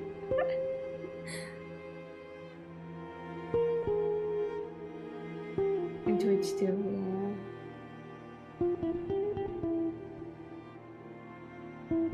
Twitter is thinking of getting into streaming game? Really? I mean, I know that people, like, I see people streaming, but like you need to pay for it. Because I wanted to, when I was getting into multi-streaming, I wanted to also stream on Twitter, but you need to pay to be able to stream on Twitter. So, yeah. Yeah, no, thank you. X streaming, yeah. Okay, I'm getting hungry. I'm gonna eat the bun, probably. Thank you so much for coming and watching. Really appreciate it, guys, and all of the support. I hope to see you tomorrow.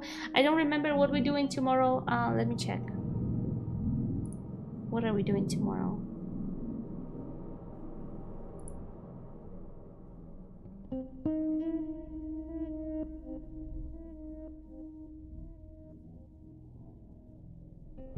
Oh wait, let me send something. Weeb, are you here?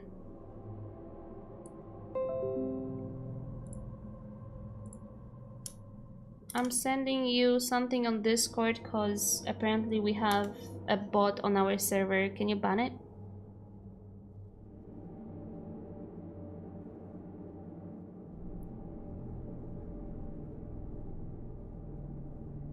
Okay. Thank you for coming. Okay, let me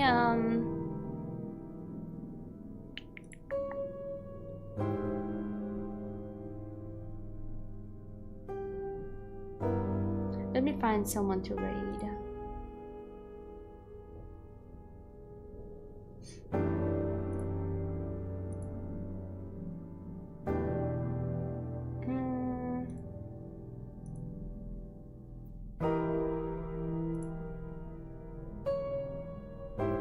Oh, and I wanted to see what am I going tomorrow. What am I doing tomorrow? Wait. See, my brain can't. Oh my god, tomorrow we're doing Deltarune. I have a hat because of I probably I have a hat. I have a special hat to put on when I'm playing Deltarune.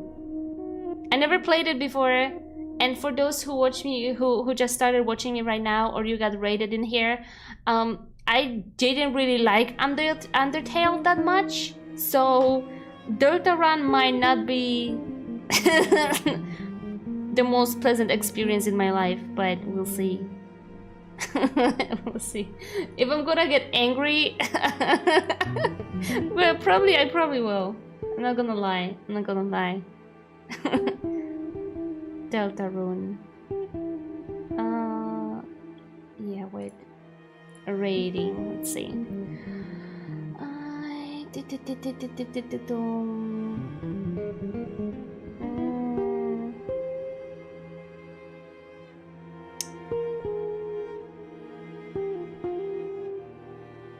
Pam, maybe? Okay, let's rate Pam. Is Pam also streaming on Twitch? Let me see. Guys, don't forget to ew, I almost hurt myself. Don't forget to type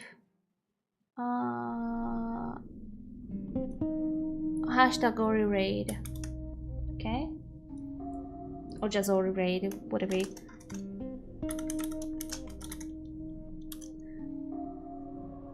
Just Auri raid.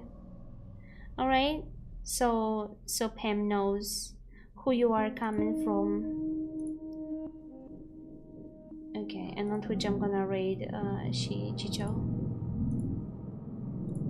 Okay, Jesus, that eerie music is too eerie. There you go.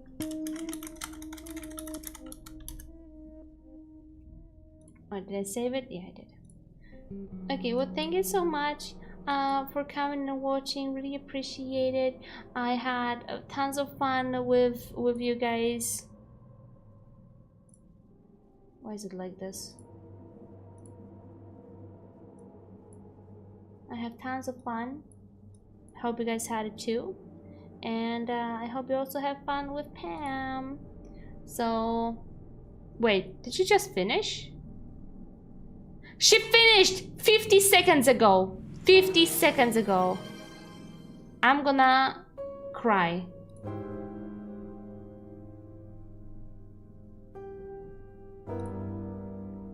Oh my Jesus Christ. Thank you so much. Thank you so much for gifting us up. Thank you, Admiral. Appreciate it. Okay, let me find someone else to raid. Okay. Thank goodness I checked, because I would raid again into freaking nobody.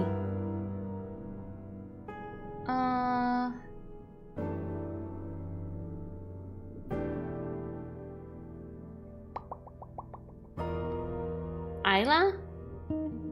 Is Isla streaming? Let me check.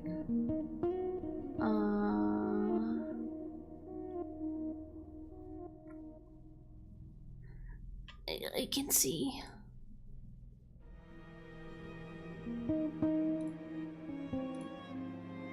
Okay, yeah, she is.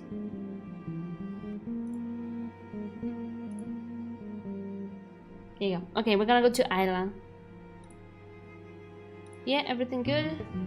Everything good. Alright everybody, thank you so much for coming and watching. Have a magical day or a magical night, and I will see you tomorrow with Deltarune. And yeah, bye bye everybody. Bye. See you tomorrow. Bye. Bye bye.